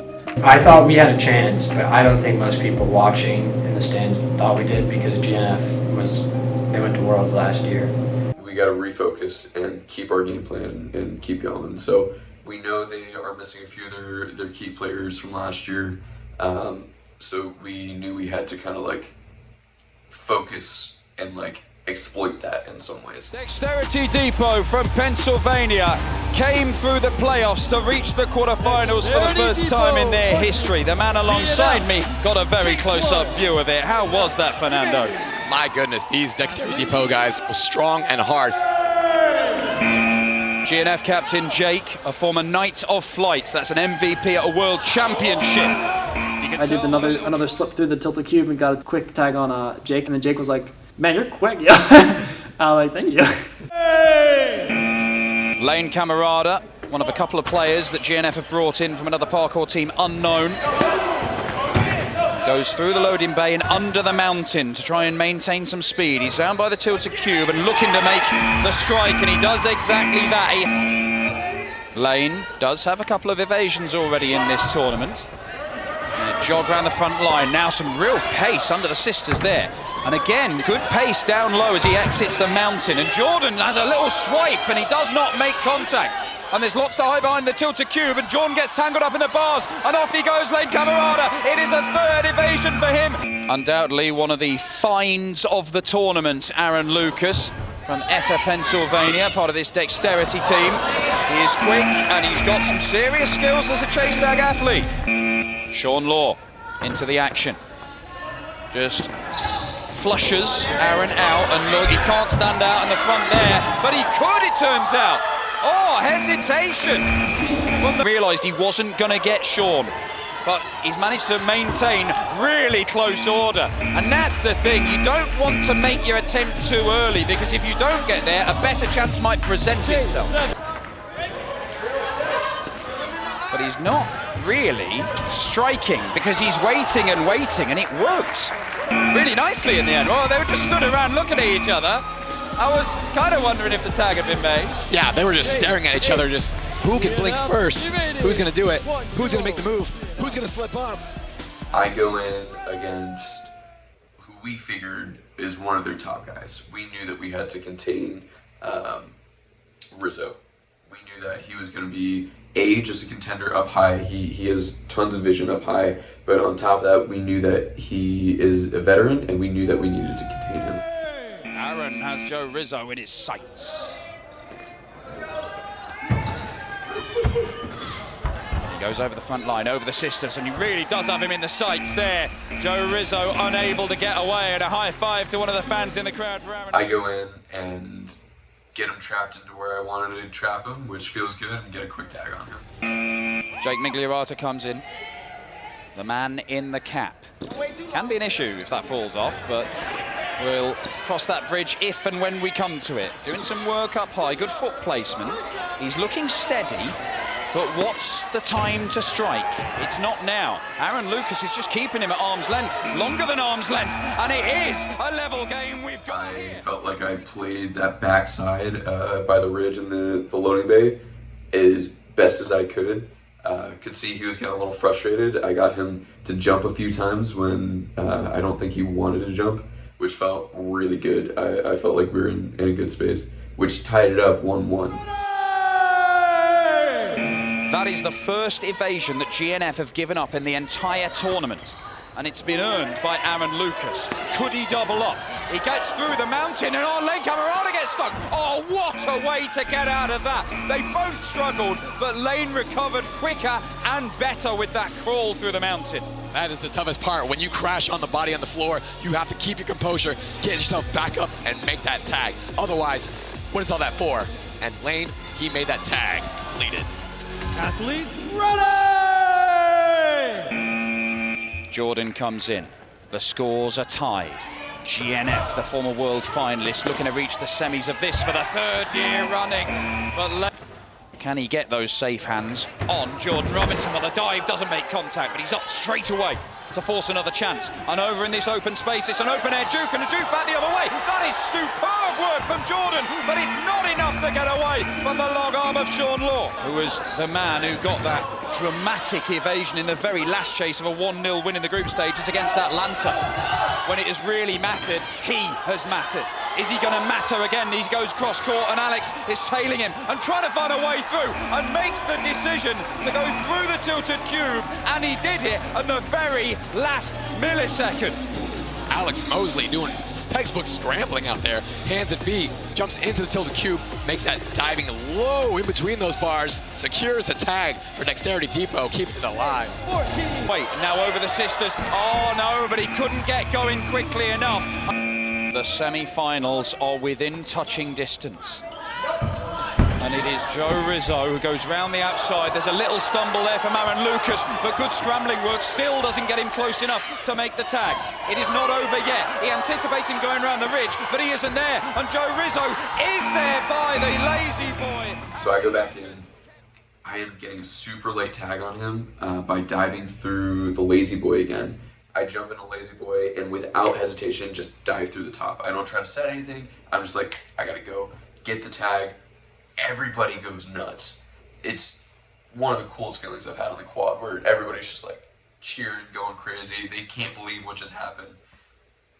But I know we're still alive. What a story this would be if Dexterity can reach the semi-finals. And it's wasting time. And Lane, by the loading bay, reaches out and makes the tag.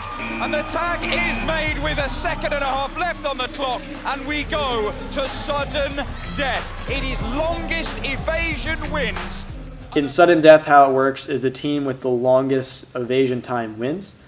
As soon as that happens, as soon as I know you're going to sudden death and we're evading, I knew I'm going out there, because at that point I was still pretty fresh because I hadn't played that much. Paul goes in and we know that all they want to do is chase him down. And Paul's like, all right, I'm faster than you. I'm just going to run laps. Longest evasion wins. And Paul Fisher started by the tilted cube. And it's a circumspect start for Lane Camerata. Is that the wise thing? Does he need to be aggressive to try and get the tag as quickly as possible? Because Paul Fisher's going all the way around the outside, and Lane Camerata's being found out here because it's going to be a great time. It might be the best time. It's a perfect time, he'll set. All 20 seconds. Look. He started chasing me, and we were running in circles. I think we basically just ran around the whole thing twice. This man, for 20 seconds, just run laps. He thinks about trying to make a clever move or whatever. We're like, Paul, just run, Paul, run, keep running. Just keep running. There's no point. Just go. You can outrun him.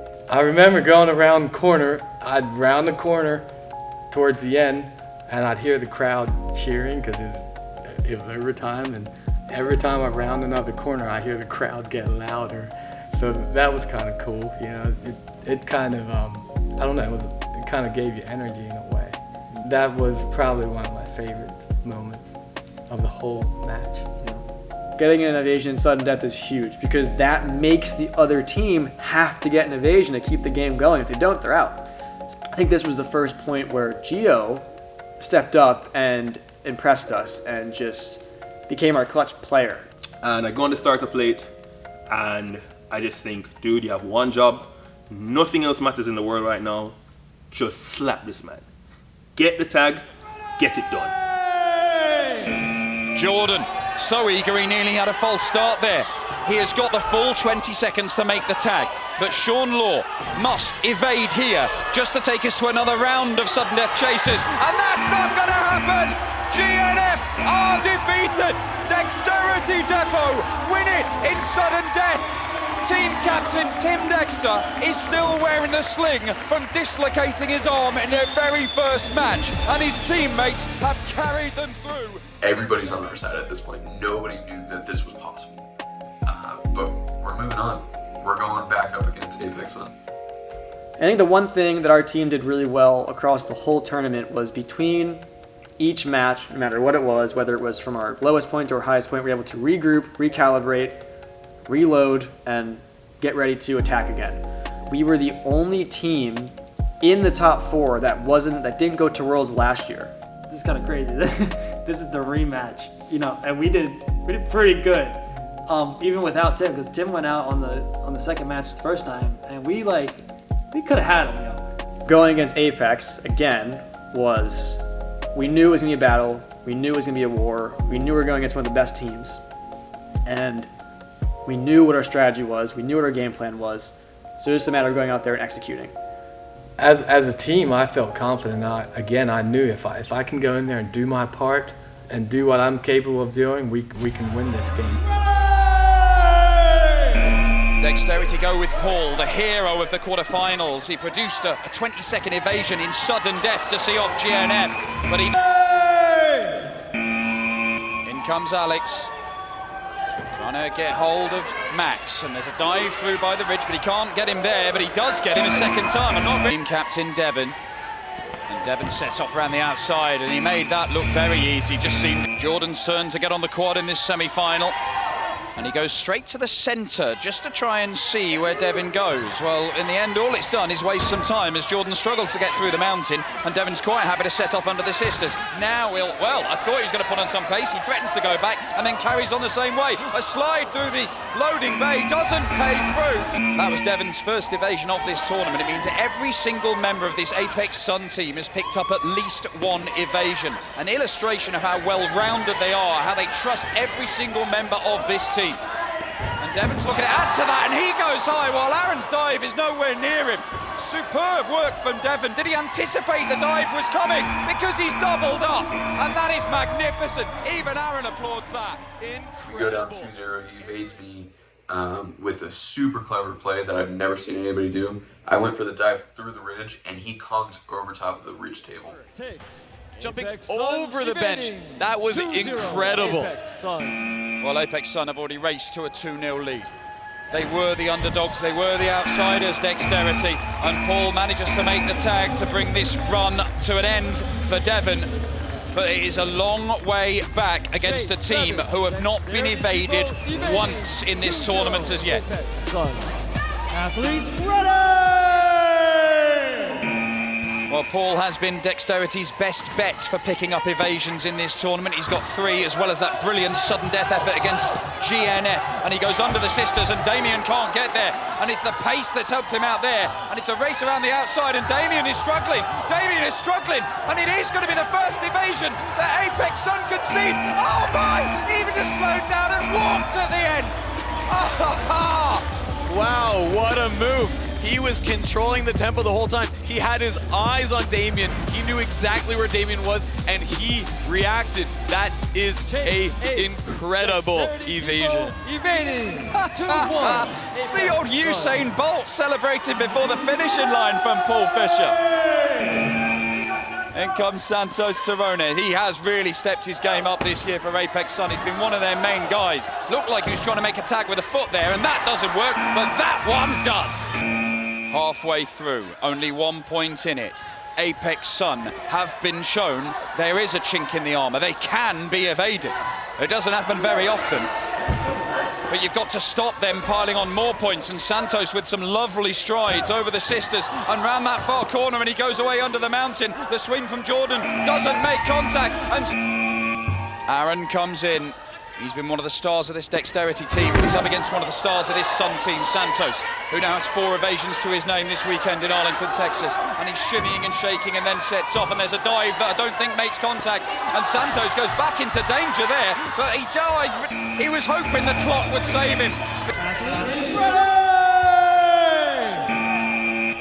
In comes the number 69, Maxwell Boyce. And there's a dive that doesn't make contact, but he goes straight up the mountain to try and recompose, and he does do very well there. But my word, he's wriggled out of that one, as Aaron. He has wriggled out of danger there, and there's a wriggle through the tilted cube, and Aaron's going to pick up a point. Oh my!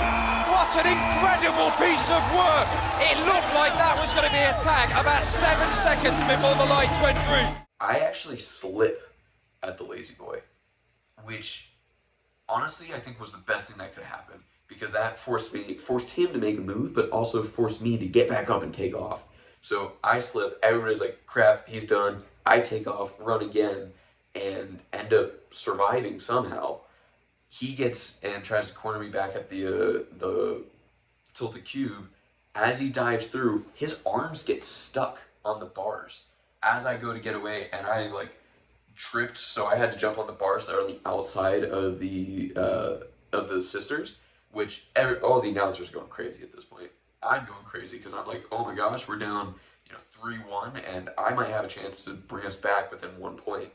And all I'm thinking is Max is on my tail. I take off, lights go green, I turn around, I'm like, Max isn't anywhere close to me. Again, one of the wildest feelings in the entire tournament for me, because now not only do we have all the teams around us, we have all the spectators, and we're the complete underdog, and everybody's rooting for us. It was not followed up with one of my best moments, though.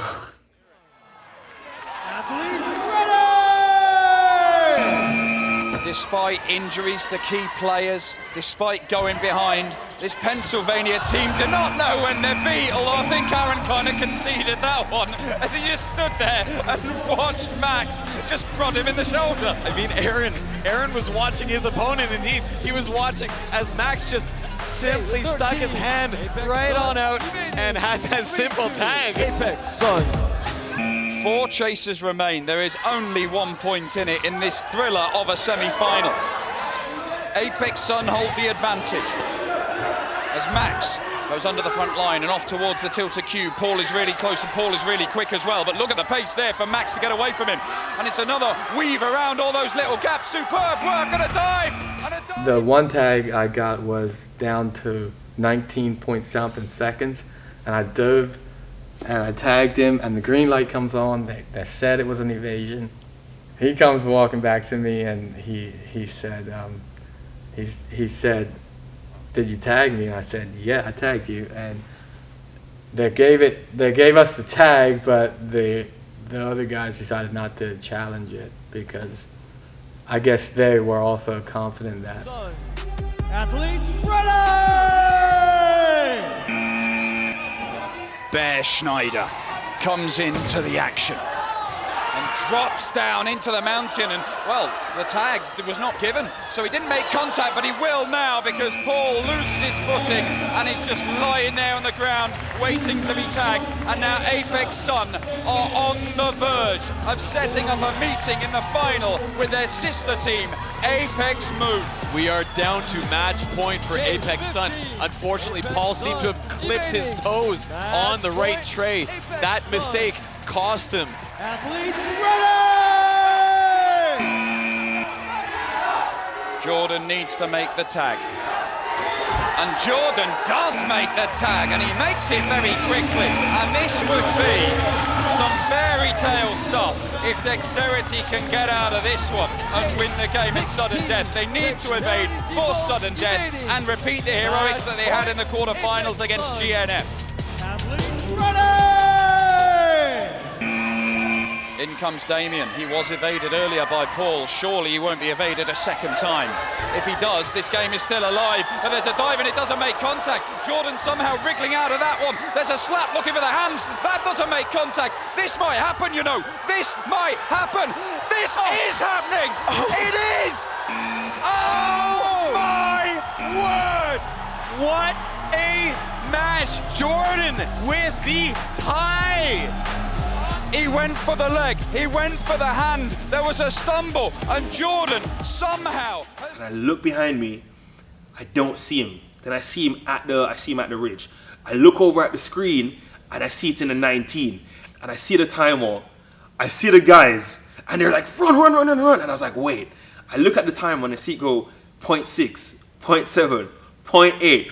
And it's open my arms, and the green lights come down, and I'm just like, we need one more evasion to win. We just need one more evasion to win.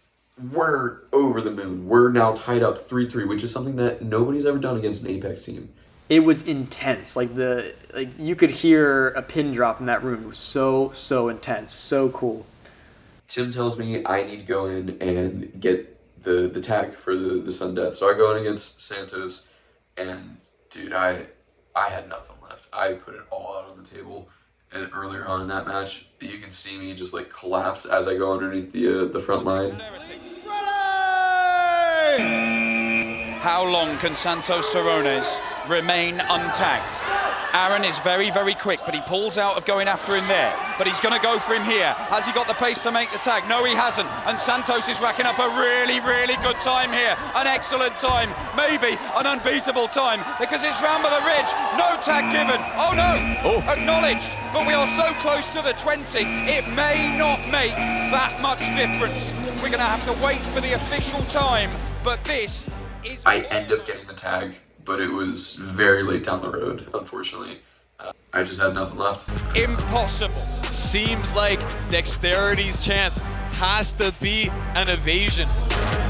We are awaiting the official time, and every millisecond will count. The time is Came down to the wire. Man, at that point, the crowd in that building was just electric, basically. It is as good as an evasion. But if Paul Fisher can go the full 20, we will see another sensational upset. Athletes ready! A snarl from the bear on the chase's plate, who has just over 18.5 seconds to make the tag, but he just doesn't find a way to make it there. Paul goes under the sisters, and Bear's on top of him, and the tag is made. It's claimed, he's celebrating, and that will do. I mean, I put it all out there. I gave it everything, and at the very end, just didn't quite pull through. I remember talking to people about it, about that match, and the announcer for Chase Tag, who's seen countless amounts of matches, said that that was the most intense game of Chase Tag he's ever seen.